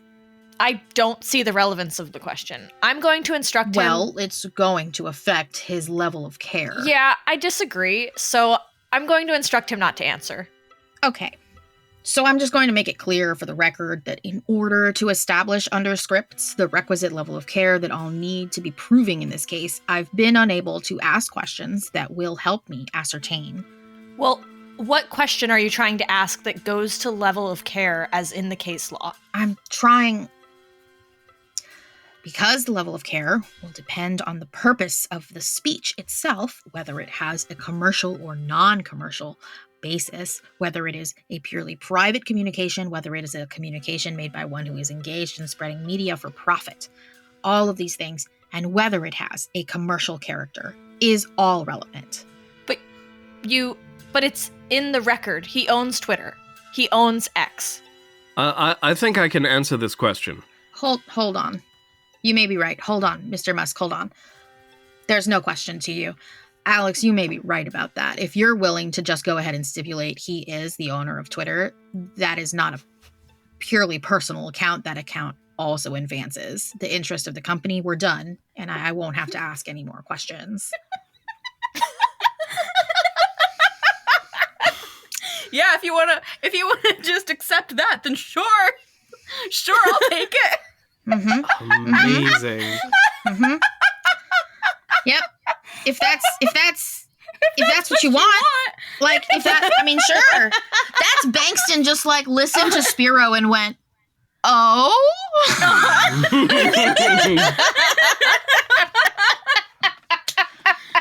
Yeah, sure, if you want to give me that one for free, I'll take it. I'll take it, bitch. Nothing else in this whole time has come for free. It has come at the expense of my sanity.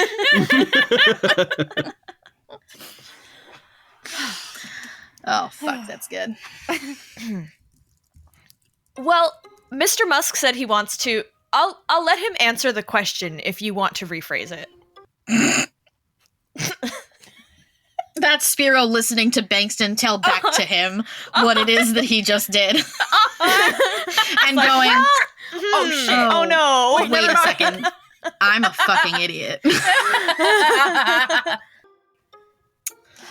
Sure.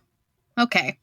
So let's go back to the question that we had, which was now that you've acquired the company, Twitter is no longer getting a free benefit. I mean, this benefits you as well, your engagement that you create for the company. Is that correct?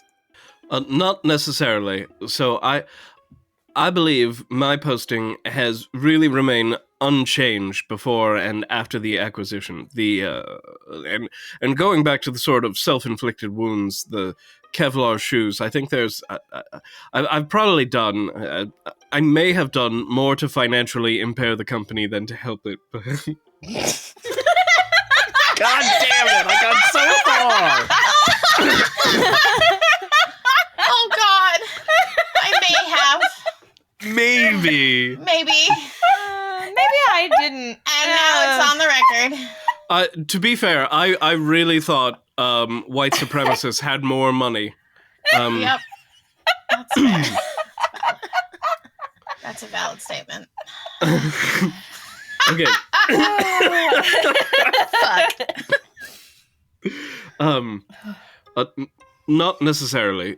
So I believe my posting has really remained unchanged before and after the acquisition. And going back to the sort of self-inflicted wounds, the Kevlar shoes. I think there's I've probably done I may have done more to financially impair the company than to help it, but certainly I do not guide my posts by what is financially beneficial, but what I believe is interesting or important to entertaining to the public. So that's, if in this specific case, if I wanted to have it be receive a lot of distribution, I would have made it a primary tweet or a quoted tweet, which I did not. It was simply a reply. The replies get 100 times less attention than a primary tweet. So this was certainly not any attempt to generate advertising revenue. In fact, generally advertisers will not want to advertise with content that is contentious. Good job, Josh.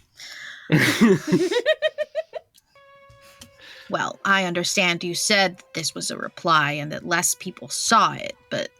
By 100, yes. You do understand that the amount of people who saw this, who have viewed this tweet, is equivalent to all 30 Major League Baseball stadiums filled to capacity? You wouldn't dispute that. I mean, we're talking over 1 million people. Objection to form. Yeah, that's actually... That may seem like a large number, but it is not compared to the fact that I believe there are something on the order of 5 to 8 trillion views per year. So a million is really... not a big deal. Hit or miss, yeah. Not a big deal that this went out to that many people. Correct. And more of this is the kind of thing where advertisers, when it's contentious, will not advertise, which means we do not get revenue from it. After you took over the company, have you ever given any instructions or taken any steps to have users see your tweets in particular more often? No. There was an error at one point that caused for one day people to see my posts, but the rules apply to me otherwise as they do to everyone else. There are no special rules for me. Okay. I want to talk about... I should mention that our algorithm is open source, as is the meaning anyone can see the code for the recommendation algorithm. They can see that there's nothing special for me, and the community notes, which is, I think, the best fact-checking system on the internet, also is open source, as is all the data. Okay. I want to talk about on the day you had this tweet, on June 27th. I want to talk about if, in your mind, you were aware or considering any warnings you had been given, say, in the past few months, about the level of care you were showing in your tweets. So I want to ask you some specific things about that, okay? And so the time period I want you to concentrate on is approximately 6 months leading up to this tweet. So the end of 2022 up to mid-2023. Yes. And during that time, I want to ask you about some situations. If people have ever voiced concern about the level of care you were showing when tweeting about factual events. The first one I want to ask you about is, do you remember tweeting a conspiracy theory about the attack on Paul Pelosi?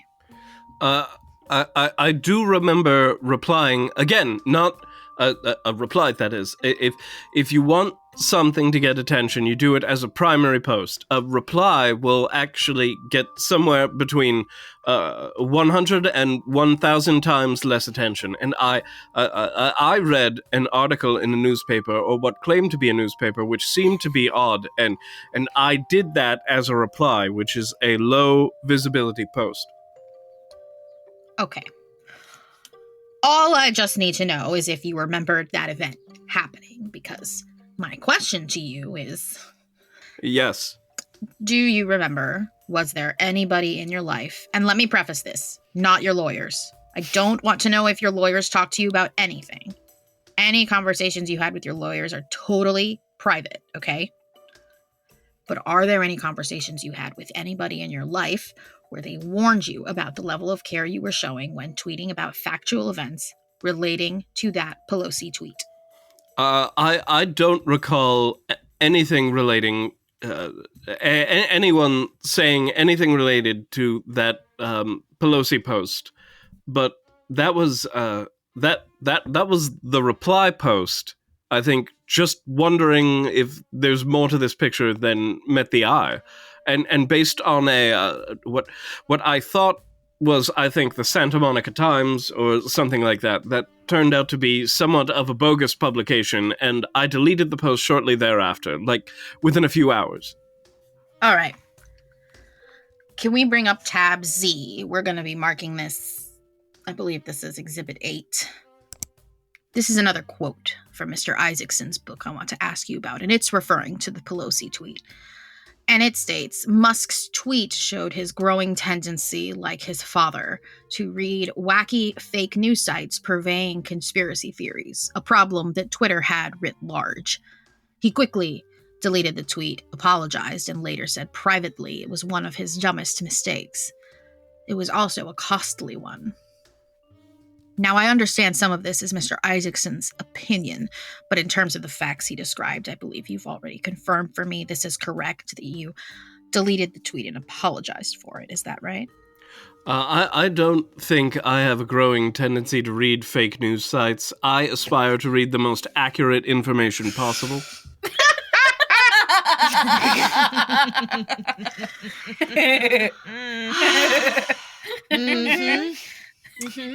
Yeah, that seems accurate.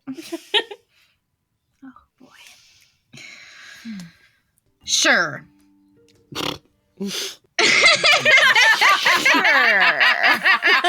Nope, that's what broke me. You're welcome. Oy. Sure. I'm just asking you about these. I understand that Isaacson's going to characterize it and other people are going to have their opinions too. What I'm asking is the factual information in this tweet, that you deleted it and you apologize. That's correct. That is correct. Did you later say privately it was one of your dumbest mistakes? I don't recall. I've made some pretty dumb... I don't recall. I've made some pretty dumb mistakes. I'm not sure this would qualify as one of the dumbest. Okay. Would you say it's a mistake? Yes, that's why I deleted it. Okay. And apologized. Okay, if you can take that down. If tweeting of false conspiracy theories about the Pelosi's, who are public figures, is a mistake, isn't tweeting a false conspiracy theory about a non-celebrity, powerless guy like Ben Brody, isn't that even worse? Objection. And can you explain to me what the relevance of that is? Yeah, because he's going to give me an answer, which is really relevant to his feelings on actual malice. Well, the post that you're referring, where I actually asked for it to be fact-checked, I think that is, I actually don't state that anything is anything, but simply that, from that post, that it looks like it could be. And then I request community notes to fact-check. But wait, in your Pelosi tweet, didn't you say there's a tiny possibility that this could be more than it seems? And that was a mistake? So why isn't it a mistake to say this is probably the case with this kid? Why is that different? Objection. Improper question. Well, I asked for it to be fact-checked by community notes. Right. So, I mean, basically, your thesis is that you're depending on someone to come along after the fact and determine whether you said is true or false. Is that right? I'm asking to be corrected. Right. After the fact. After it's already been said and out to the world, right? Well, how are you supposed to be corrected if it's not already said?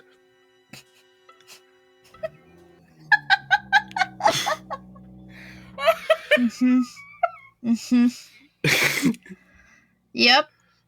That's valid. That's definitely okay. I have so much despair deep in my heart. I will not do a retake of that line because I don't think I can ever do it any better than what I just did. I agree. No retake of that line. It was perfect. It was perfect. Fucking nailed it. Oh. He really thought that he had something there. He really thought that he thought that he did something there, you know? Like, there's a chance that, because we don't have the court audio or video or anything like that, there's a chance that he asked that as a genuine question, right? Like, right. Well, how else? But we know the fuck he didn't, right? Like, yeah. Yeah. Allegedly. Allegedly.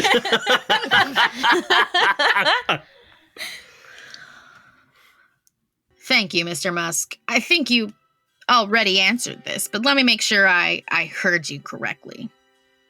Did you recognize in the summer of 2023 that you had a tendency to read wacky fake news?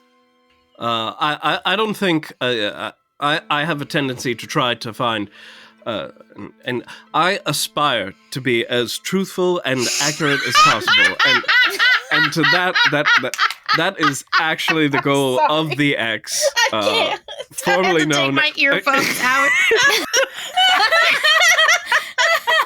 Listen to this. Oh god. Oh.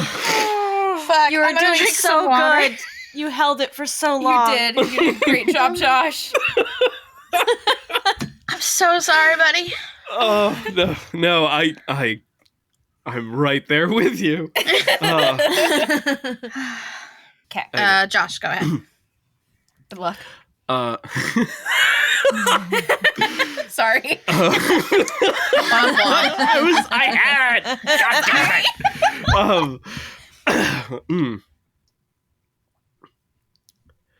I don't think I have a tendency to try to find I aspire to be as truthful and accurate as possible, and to that is actually the goal of the X, formerly known as Twitter system, is to be the most accurate and timely source of information on the internet. That's why we put so much effort into community notes, which I'm confident is the best fact-checking system on the internet. Josh, did you speed up so that you could get through all that without breaking into laughter? I didn't realize that I'd sped up. Let me try again. No. It was great. It was great. Okay. You did great. It was good. It's just that I know you too well. Yes, I know you act too well. It was definitely like, okay, no, I can't even look at the brakes. I just have to go. Go. Yeah, I know you and you're acting too well. I could hear it. Nobody else is going to hear it. It's going to be fine. Well, until they hear us talking about it explicitly on this podcast. Sorry, buddy. You did great. That was a beautiful take. You did a really good job. Good job, buddy. Oh my god. Did you have anybody in your life who approached you to give you any warnings about the level of care you were showing while tweeting about factual events concerning the tweets that you were making about Yoel Roth? No, I don't recall that. Nobody talked to you about that? Not that I recall. Okay, what about, same question. Is there something specific about Yoel Roth that you want that you want to ask about? Yes, very specific. Okay. Very specifically, were there people in your life at all, who approached you to warn you about the level of care you were showing when tweeting about Yoel Roth? I don't recall anyone doing that. Okay, same question for Haraldur Thorleifsson. Do you remember who that is? Yes. Okay. Did anybody warn you about your tweets about him and the level of care you were showing? Well, he actually responded to me directly, and I corrected myself. And I would say that at this point, he and I are friends. Okay. So? I helped him defeat his brother Loki, and assume the throne of Asgard. That's who we're talking about, right? Any opportunity he has to say, well, this person thinks that I'm cool now. They think we're friends. They I think say that I'm we're cool friends. now, we're To me, we're friends. I don't know that that's true, No. Mr. Musk. I'm pretty sure this guy is not your friend. And also, like, nope. Who cares? It's so irrelevant. Okay. Apart from Mr. Thorlifson, did anybody bring their concerns to you about those tweets? Not that I recall. I mean, if there were, I think there were some people that replied that they thought he was a great guy, and I was like, okay, I'll take that under consideration, and I think he is a great guy. A month before the events of this case, with the neo-Nazi mass shooting in Allen, Texas. Look, I'm going to object again. I was going to let you do a couple of these because it's not worth necessarily arguing about each and every one, even though I don't think it's relevant. But you're now backdooring all this stuff in through the fourth category that the judge proposed, when in the judge's instructions, they very much limit the tweets in question in this case. And so we're not going to do any more on it. So I'm instructing him not to answer any more questions about any other tweets in this case for the rest of this deposition. You can go to the judge if you don't like that instruction. Let's put it on the record that your statement is just incorrect. The order does not limit me to the tweets in this case. We disagree. We disagree whether the judge is sitting here. We disagree whether if the judge was sitting here would allow you to go through each and every tweet. So, okay. I'm going to start over before you interrupted me, and I'm going to go ahead and state what I said I need to put on the record. Again, this is not for you. This is for the judge, right? I am now being told that there are events that I want to talk to him about, whether he's been given warnings about his level of care. These are not about tweets in the case. These are about the topic on his state of mind at the time the alleged defamatory statement was allegedly published, and warnings he may have received in advance of that tweet about the level of care that he was habitually showing are clearly relevant. I've now been told I'm not going to be allowed to ask any more questions about that. So I'm going to have to move on. Madam Court Reporter, can you let me know where we are on time, or videographer? Yes, you're at 1 hour and 20 minutes exactly.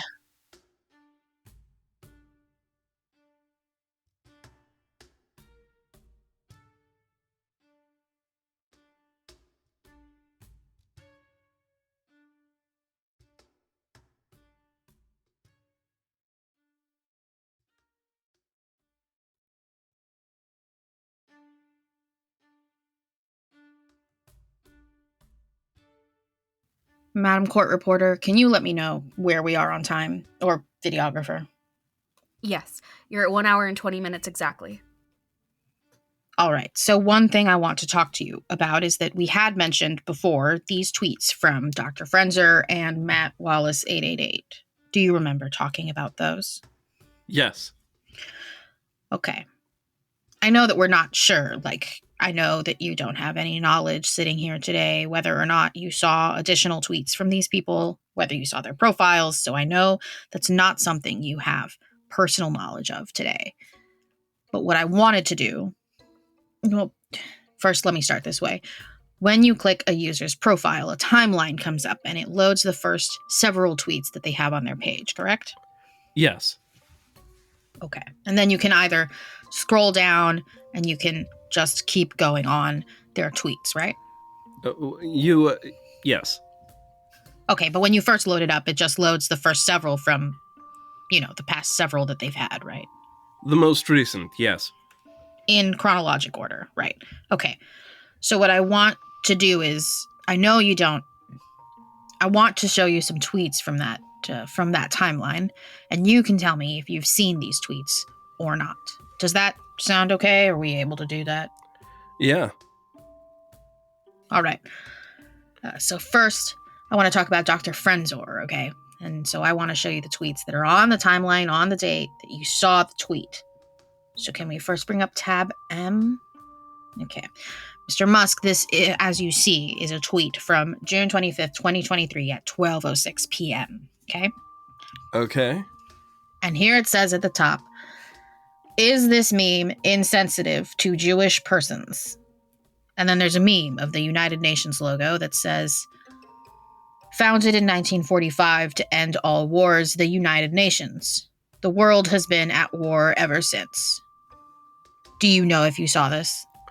I have not seen this. Okay. Would this have triggered a red flag as to this person's credibility? Objection to form. I mean, I think it's a dubious post, but it suggests anti-Semitism. Correct. So what I'm asking you, though, not whether... I think we all know it reflects anti-Semitism. I'm asking, does this trigger red flags as to this person's reliability? I would say yes, it probably does. Let's go ahead and look at tab M. But if you're suggesting that in order to reply to anyone, you have to scroll through all of their posts, that would make it impossible to use the system. All right. We're looking now at tab M. We're going to mark this as... I'm sorry. I don't believe we marked that last exhibit. So tab M, the meme we just looked at, that would be exhibit 9, correct? Correct. Correct. There we go. So this tab N, we're going to mark as exhibit 10. This is a picture of a Photoshop meme of the president and former First Lady Obama, where it has a shirt that was on Michelle Obama's shirt. It says, I come in peace. And the Barack Obama t-shirt says, I'm peace. You would agree with me. This is a joke based on the lie that Michelle Obama is transgender. I'm not sure I'd read that much into it, but it's clearly this account is not a fan of Barack Obama. Would you have taken, if you had seen, first of all, have you seen this tweet? Did you see this tweet? No. Okay. Would this have triggered a red flag as to this person's reliability? It would have simply, I think, indicated that they are probably not a supporter of Barack Obama. Right. But would you think that they're a reasonable person who is reliable? Would that trigger any flags for you? Well, I think one has to give some allowance for a sense of humor and satire and parody. Is that what this is to you, or is this just bigotry? Objection. This has nothing to do with this case. And we're not going to do any more hypothetical. If you had seen these tweets, what would your reaction have been? Or if you had seen this, what would in this hypothetical world? I understand your point, that if he had checked, he could have seen these things. The point has been made. It's clear. We're not doing any more questions on this. So you're going to instruct him not to answer on something you think the point is clear and is relevant. That's your... No, I don't think any of this is relevant at all. Okay. So let's go ahead. In fact, I know it's not. I know it's not relevant, and I know it's not, and it violates the court order, so no, I let you answer. Ask a couple of questions on it simply because I know that you want to, and I'm not trying to interrupt this and get this over with. But at the same time, you're just harassing him about unrelated things, and you're doing it on purpose, and it has nothing to do with anything. No, I'm not. So we're done on that. Here's the thing. I'm going to go ahead and make this record again for the court because, once again, I've been shut down in the relevant topic area. I am facing a situation where I must prove certain facts which may have triggered different duties in this case. One of those is not a subjective analysis of whether the source is reliable, but an objective analysis of the source is reliable. And if that source is unreliable, there is an arguable basis that a defendant will have to exercise greater care, and that could reflect more actual malice if the person purposefully avoided any investigation into the credibility of an unreliable person. I would like to establish, A, whether he has seen these tweets, as though he has already said he does not know and cannot tell me what tweets from these people he has seen. And 2, I would like to establish these people are unreliable. I understand that you're instructing the witness not to answer it, and so I will have to add that to whatever relief we're going to seek from the court. All right, Mr. Musk, let's go ahead and take that down. You would agree with me that even after this suit, you're still promoting the idea that there may be a conspiracy or false flag behind neo-Nazi demonstrators that we're seeing in the streets. I think we have to consider that is a possibility. Do I think it is likely? No. But do I think it is impossible? I think it's also not impossible. Okay, let's take a look at tab I. I believe we'll be marking this as Exhibit 9. 11 mark. Wow, we're getting up there. This is Exhibit 11. Let's go ahead and scroll out of this so you can see the whole tweet. We might need to be a little more than that. Yeah, we're going to have to go up from top to down. So I want to ask you first, do you remember in January that there was another event, another white supremacist demonstration that involved masked white supremacist protesters? Do you remember that? I vaguely remember that, something like that. So I want to go down these tweets really quick. We have first embedded in the quote tweet. I'm going to start there with Ian Miles Chong. All right. He says, "What's the deal with these Patriot Front guys' vehicles? Their license plates are completely blank." And then we have an account called Wall Street Silver who quotes that tweet and says, "The fact that the legacy media shows zero curiosity about unmasking these guys tells us 100% these are federal agents or paid stooges of one of the agencies. The media has been instructed by the FBI to just report that Patriot Front exists, white supremacy group, and don't dig any deeper." Let's go ahead and scroll down. I wouldn't agree with that statement. The next tweet from Wall Street Silver says, "If Patriot Front was actually a real, organic white supremacy group,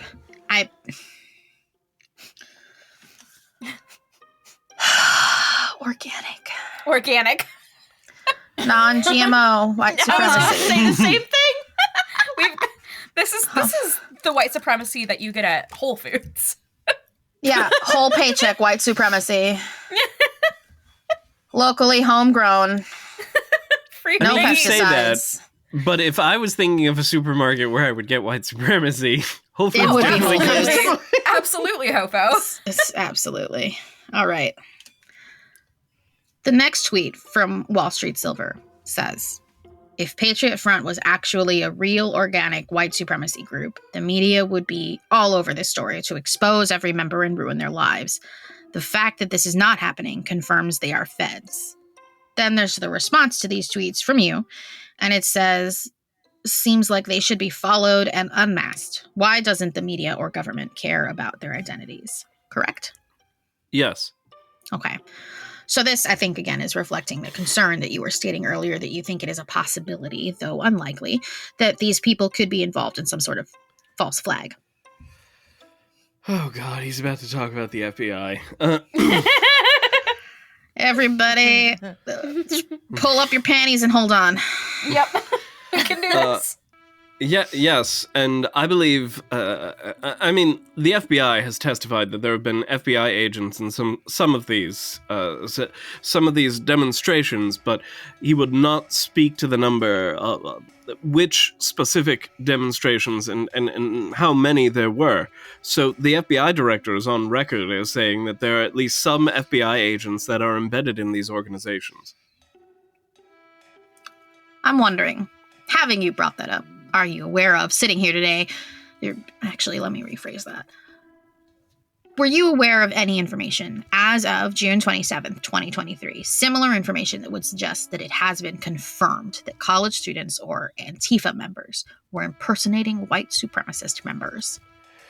I don't know confirmed, but I think this is certainly a possibility. I mean, and my post there, I think, is quite reasonable, which is that we should try to find out, we should try to get to the bottom of this, and we should try to figure out who these people are, and if they are neo-Nazis, we should know who they are.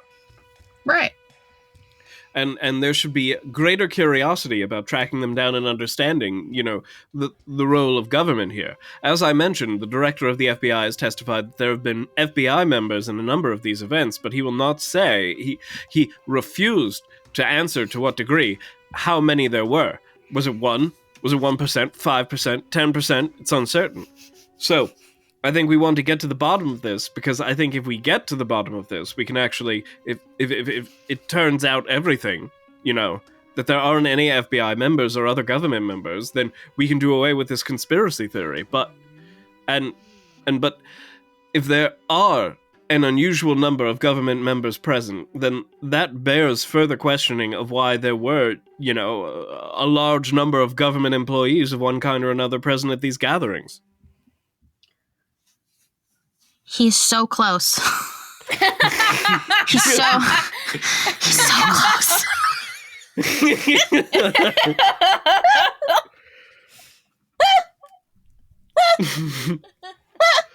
I think before we say things, we should do research to make sure what we're saying is true.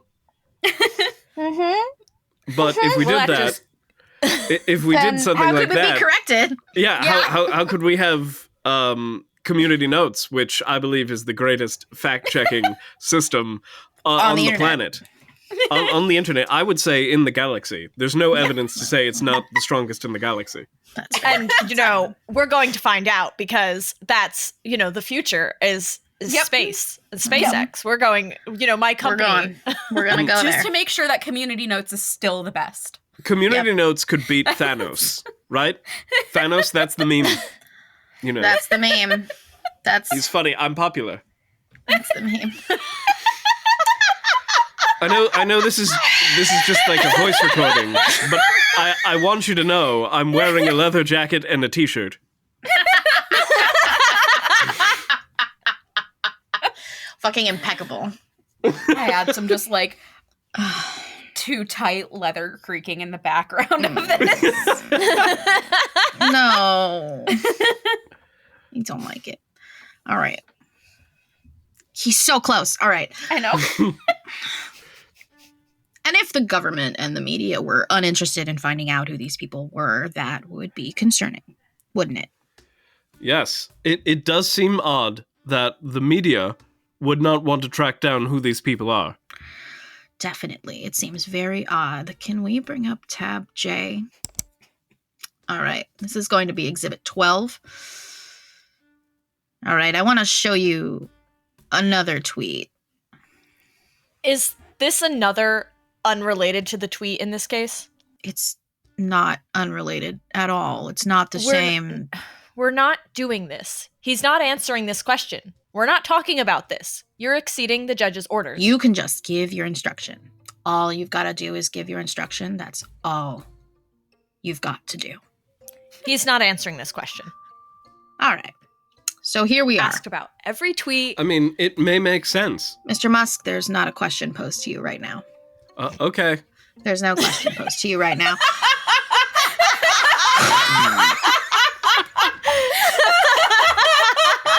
I feel like that's the kindest way that Mr. Bankston can say the word shut the fuck up. Shut up. Okay, but real quick, Mr. Bankston, do you like me?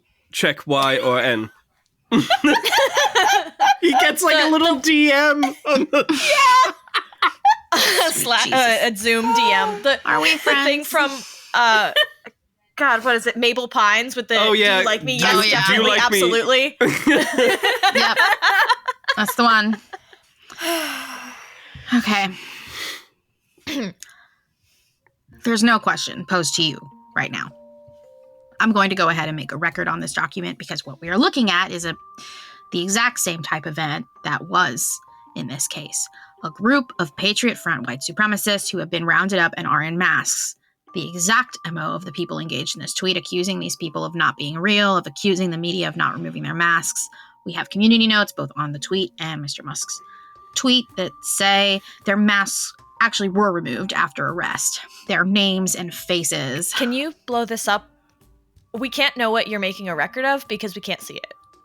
Sure. AJ, why don't you... I can see it. Mr. Musk can see it and I can see it. But I'm... I'm the lawyer. I'm the eldest boy. But I'm a lawyer and I can't see it. Yeah, accurate. Ooh, woo. Boo. Sweet. God. Jesus Christ. I'm the lawyer.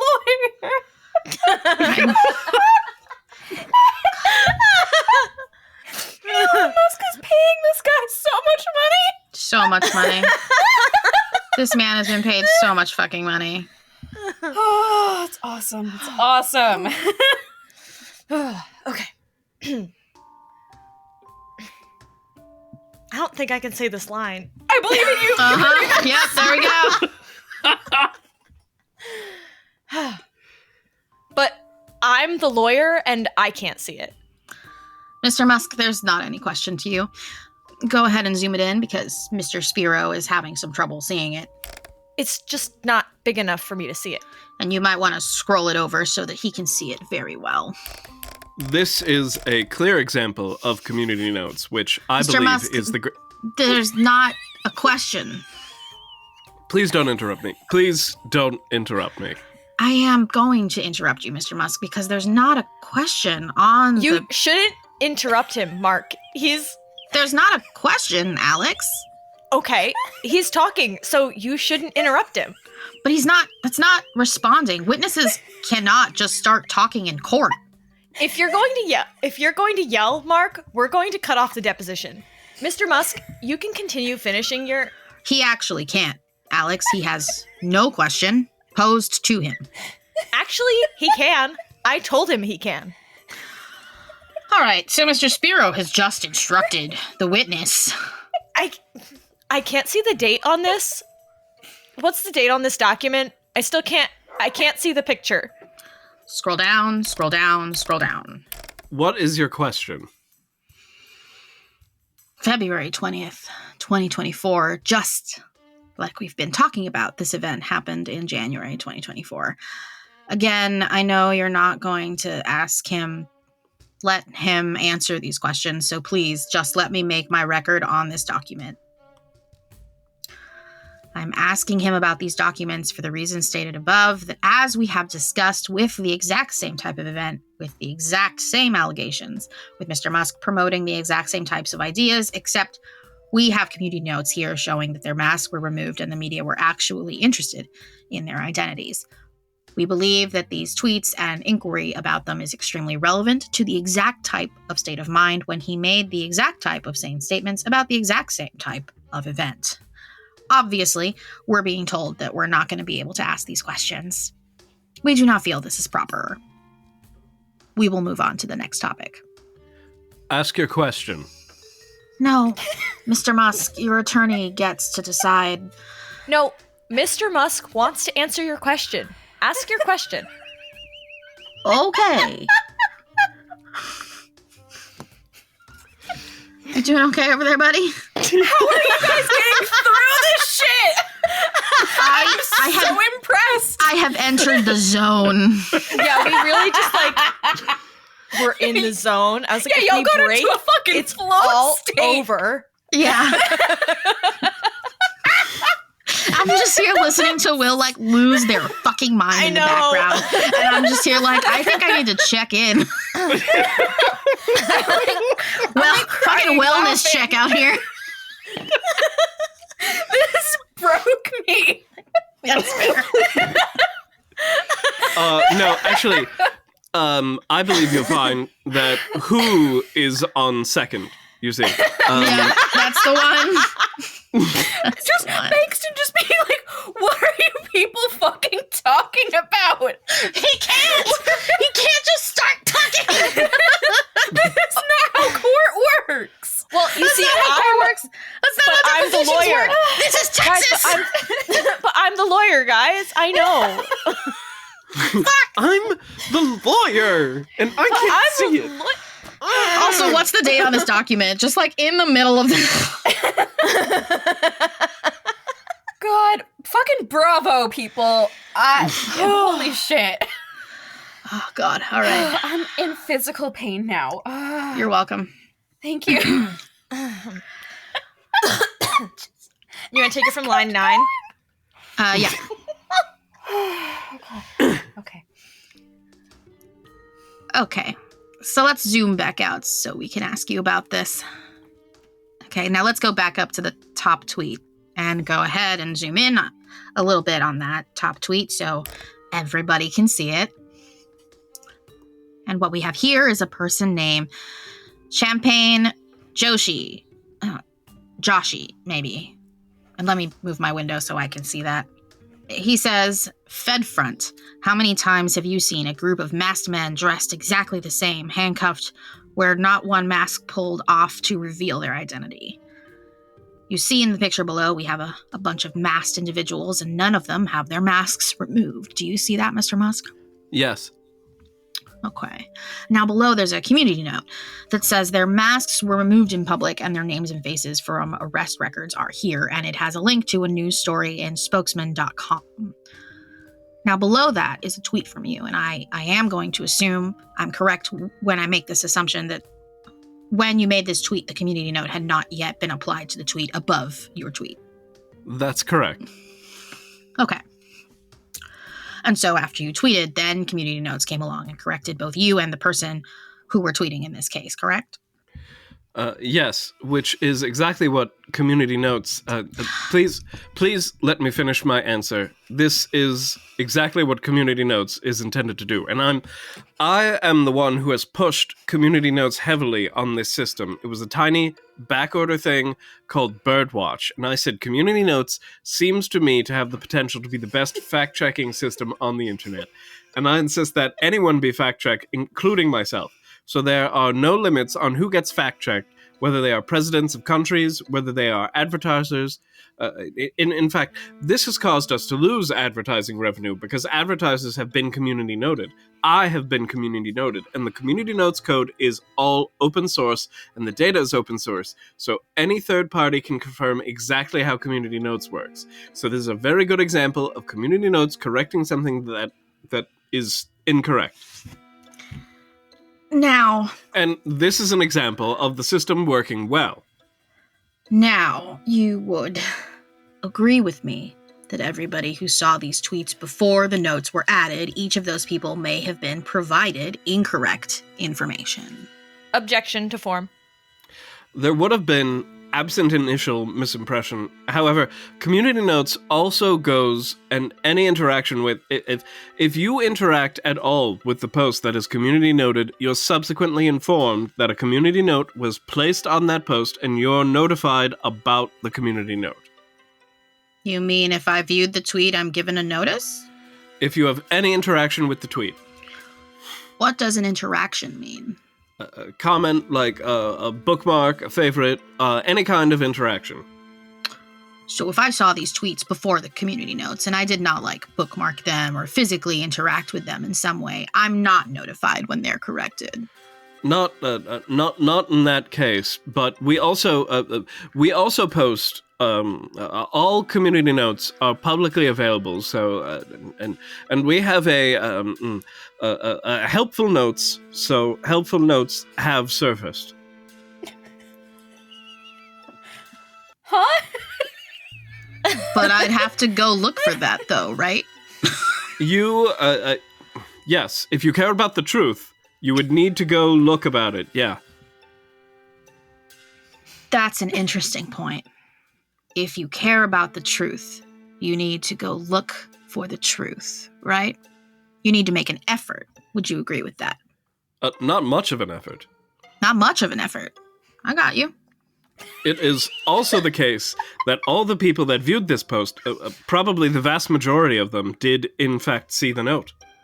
How are you able to say that? What data are you relying on to say that? The note is applied within a few hours, sometimes less than that. How do you know that? That is how the notes work. Wait. You're saying that you're testifying that these notes appeared on these tweets within hours. That is, sometimes less than that. And sometimes a lot more, sometimes days, right? Days? No, that's... No? I'm wrong about that. Yes. Okay. All right, Mr. Musk. You can take that down. Through your businesses, I presume you are familiar with the concept of due diligence. Yes. Okay. Before making a major decision in your businesses that could affect a lot of people, you practice due diligence as a matter of principle. Objection to form. In acquiring a company, what are you talking about here?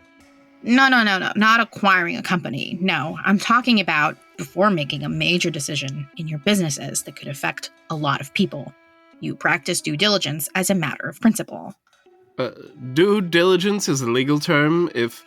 I'm not sure I understand your question, because you've conflated a legal term with something that is in the common vernacular.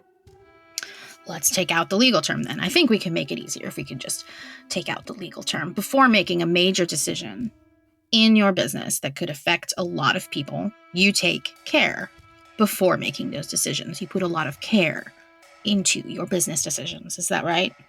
I aspire to apply the amount of care. I mean, there's only so many hours in the day. One cannot do everything, so I'm only human. So I aspire to be diligent and accurate. Okay. To the best of my ability. Okay.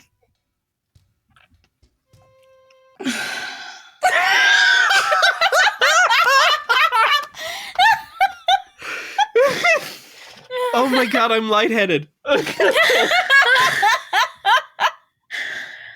I just held my breath throughout that entire 11 through 14, and I was holding my breath when I said both okays because I was gonna laugh. And because I think you understand that when you make major decisions in your businesses, that could affect a lot of people, right? Of course. And it's important to be very careful in decisions that affect a lot of people. Yes. Okay. You understood in the summer of 2023 that anytime you say something on Twitter, a very large number of people will see it. That number varies tremendously. But it's always very large. It depends on what your definition of very large is. Would you agree with me that, say, over 500,000 people is a pretty big group of people? Yes. And pretty much any time you press tweet, it's going to be more than 500,000 people. Mark, you're interrupting him. No, that's not true. Mark, you're interrupting him at the end of his answers again, so please don't do it. So you think there may have been times where you tweeted and 500,000 people, there weren't 500,000 views on that? You can look at my feed and see that is obviously true. Okay, but you would agree with me that the vast majority of the time your tweets are going to be seen by more than 500,000 people. Only if it's a primary. If I do a primary post, meaning not a reply, then certainly more than 500,000 people will see it. A lot. But as a reply, sometimes it may be 10 or 20,000. And that doesn't necessarily mean that people read it. It just means it was sent to their device or computer. All right, let's put it this way. You know that every time you press tweet, there is a reasonable possibility that a very large number of people could see it. Yes. And you understood in the summer of 2023 that as a general concept, false information can be damaging to people and their lives. There is, it is certainly, it is possible for false information to be damaging to people and their lives, yes. So you also knew in the summer of 2023 that any time you tweeted and that tweet contained false information about a specific individual, that there was the chance that the tweet could damage or harm them. You knew that. If there's, I do my best to be as accurate and truthful as possible and to seek community notes or other fact-checking when publishing something. It is also true that that newspapers print things that are false or misleading, or that they fail to print things that are in fact true. Definitely. That's a big part of my business. Absolutely. You're right 1,000%. And I think you would agree that newspapers often don't meet their responsibilities, do they? They're not as diligent as they could be, are they? Newspapers, I think, have a fundamental flaw relative to a system like the X platform, where there's not an easy way for people to rebut a statement, where there's... it's extremely easy to rebut any statement, even in the absence of community notes, simply by replying. Sure. Let's go back to my foundation here that I want to ask you about, which is that in June 2023, you knew that if you press tweet on a tweet and it contained false information about a specific individual, that it was very likely a reasonable possibility that a lot of people would see it, and therefore there would be harm done to the person with false information. You knew that was a risk anytime you pressed tweet, correct?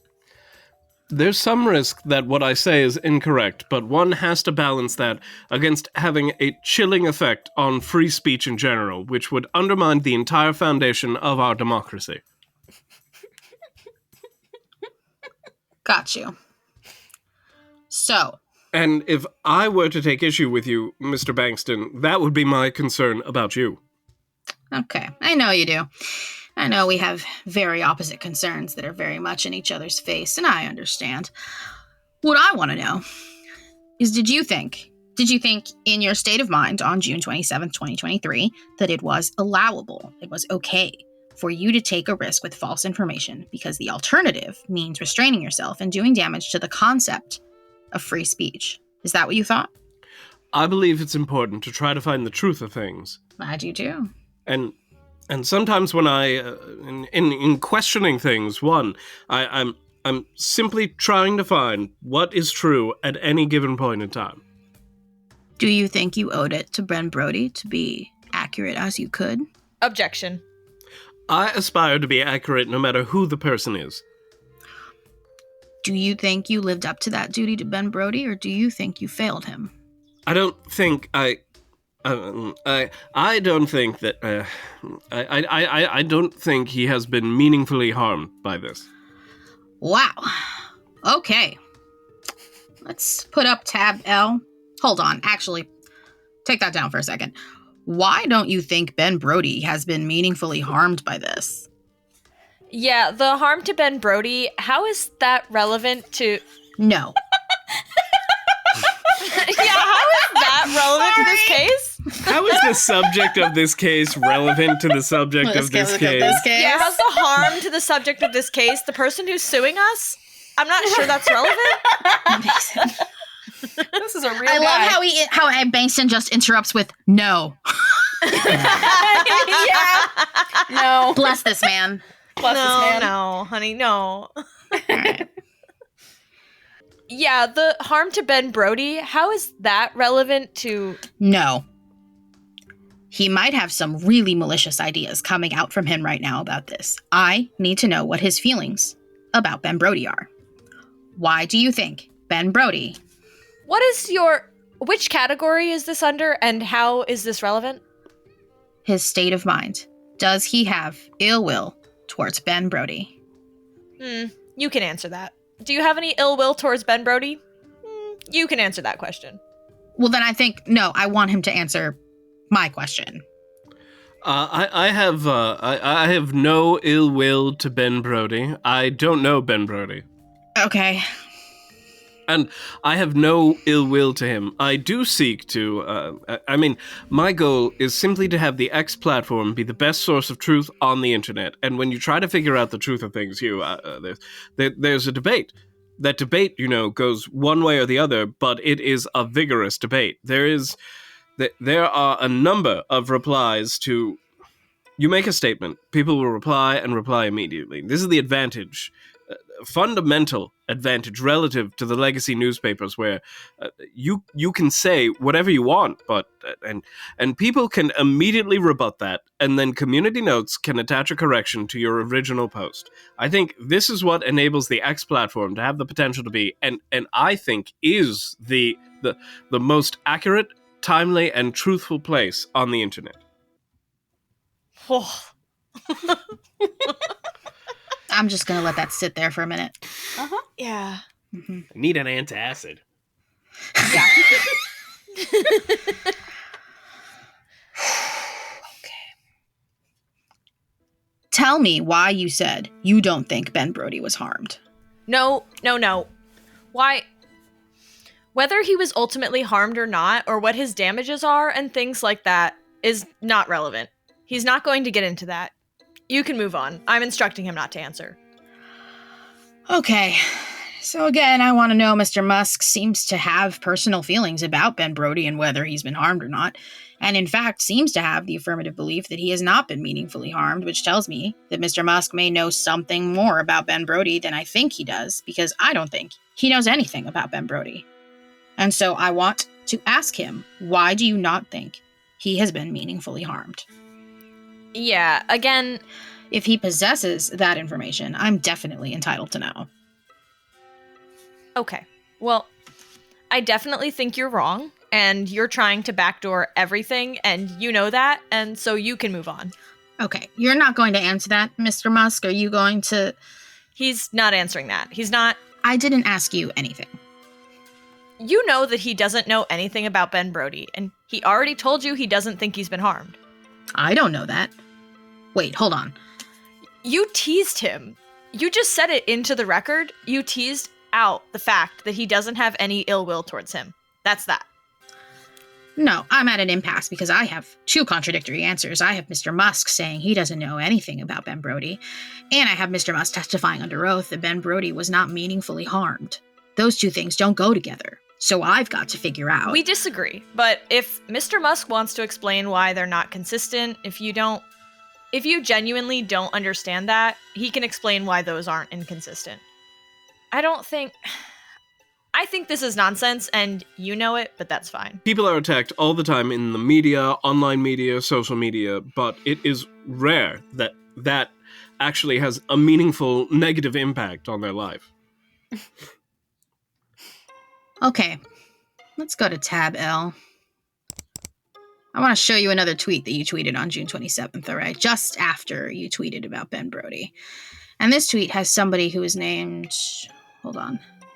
This is a tweet from somebody named Ava Fox Cloudus Narrows Legion that says, a quote from Dale Carnegie, 99 times out of 100, people don't criticize themselves for anything, no matter how wrong it might be, maybe. And then you replied, always err on the side of internalizing responsibility. Do you see that? Yes. All right.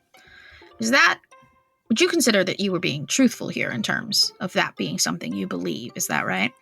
Yes, I think one should err on the side of internalizing responsibility. All right. So to bring it back to Ben Brody, do you think that maybe you acted recklessly and should acknowledge responsibility for that? Are you referring to... which post are you referring to? To the post you made about Ben Brody. When you said, based off of Dr. Frenzer and Matt Wallace, when you said it looks like one of the college students who wants to join the government, do you think you have any sense of acting recklessly or need to take responsibility for that? Objection. He already answered this question. You can't backdoor it through some unrelated tweet when the judge told you which tweets were at issue. Wait, where does the... I don't understand why you're doing this. You're just wasting everybody's time. I'm sorry, where is this? If you have it, please send it to me. Do you have a list of the tweets that I'm allowed to talk about? Yes, it's in the order. The order said that it refers to tweets on a certain day and a certain time. It's not if the order... Mr. Spiro, your internet is cutting in and out.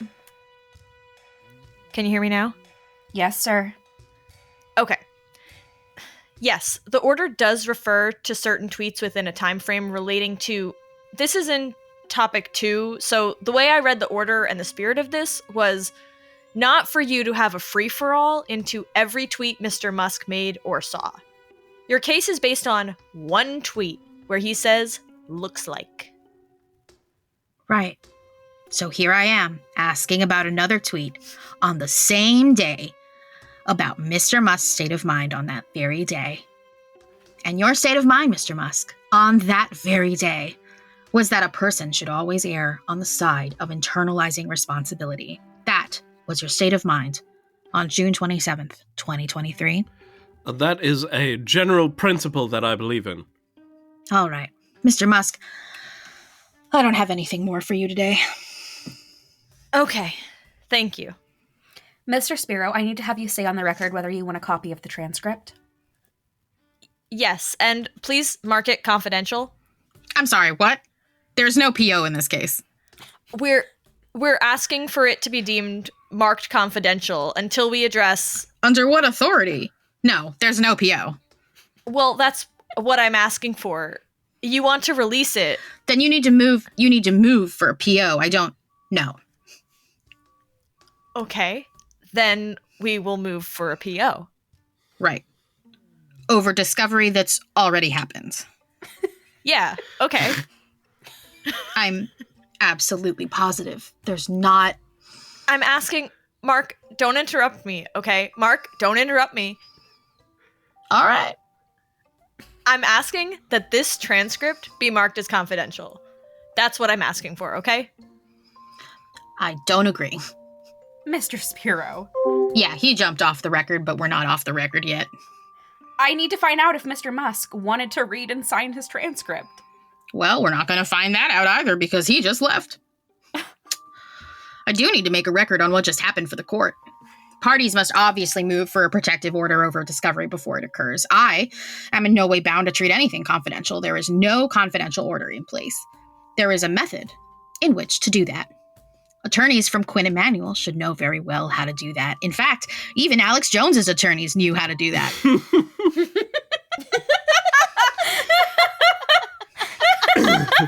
Even Alex Jones's attorneys, who accidentally gave them records of literally fucking everything. Yep. Oh my god. Those guys. Yeah. Those are the ones. Apart from that, there's not a single trade secret or anything confidential ever mentioned anywhere throughout this deposition. I'm very concerned that Mr. Spiro, a non-Texas lawyer who came to this deposition to practice law in violation of Texas law with no pro-hack admission, completely shut down many segments of the deposition, issued several instructions not to answer that were wholly inappropriate, completely interrupted, and made objections outside of Rule 199.5. And then, at the end of the deposition, demands that it be treated confidential. Mr. Spiro is clearly not following any of the procedures that would need to happen here. Given what he said, we will not discuss what happened here in this deposition with third parties until we talk to the court about it, obviously. But we will make sure, for the record, we do not see any method on which to designate things as confidential, so we don't recognize that request as anything valid. If they want to pursue a Rule 76 at a future time. If they want to pursue a Rule 76 at a future time, I mean, I guess they're welcome to try to do that. But again, just to state for the record, we are not under protective order. We have no obligation to abide by any confidentiality, and we reject wholeheartedly Mr. Spiro's unilateral attempts to place us under some sort of legal obligation. We do not recognize it whatsoever. And with that, we conclude the deposition today. This concludes the deposition at 3:19 p.m. Yay! Yay! We Got did it! through it! Oh my god. Y'all. Thank you all. This has been... Frankly, a nightmare. Yeah. Frankly, it's been terrible. I could not make up. The Deposition is made by Hug House Productions. You can find our work at hughouse.productions. Our showrunner, director, and editor is Will Williams, who also plays the court reporter and also is me. Bankston is played by Elena Fernandez-Collins. Spiro is played by Anne Baird. Elon Musk is played by Josh Rubino. The videographer is played by C.N. Josephs. Mr. Grant is played by Zach Orsolak. Music by Blue Dot Sessions. Justice for Ben Brody. Please don't sue us.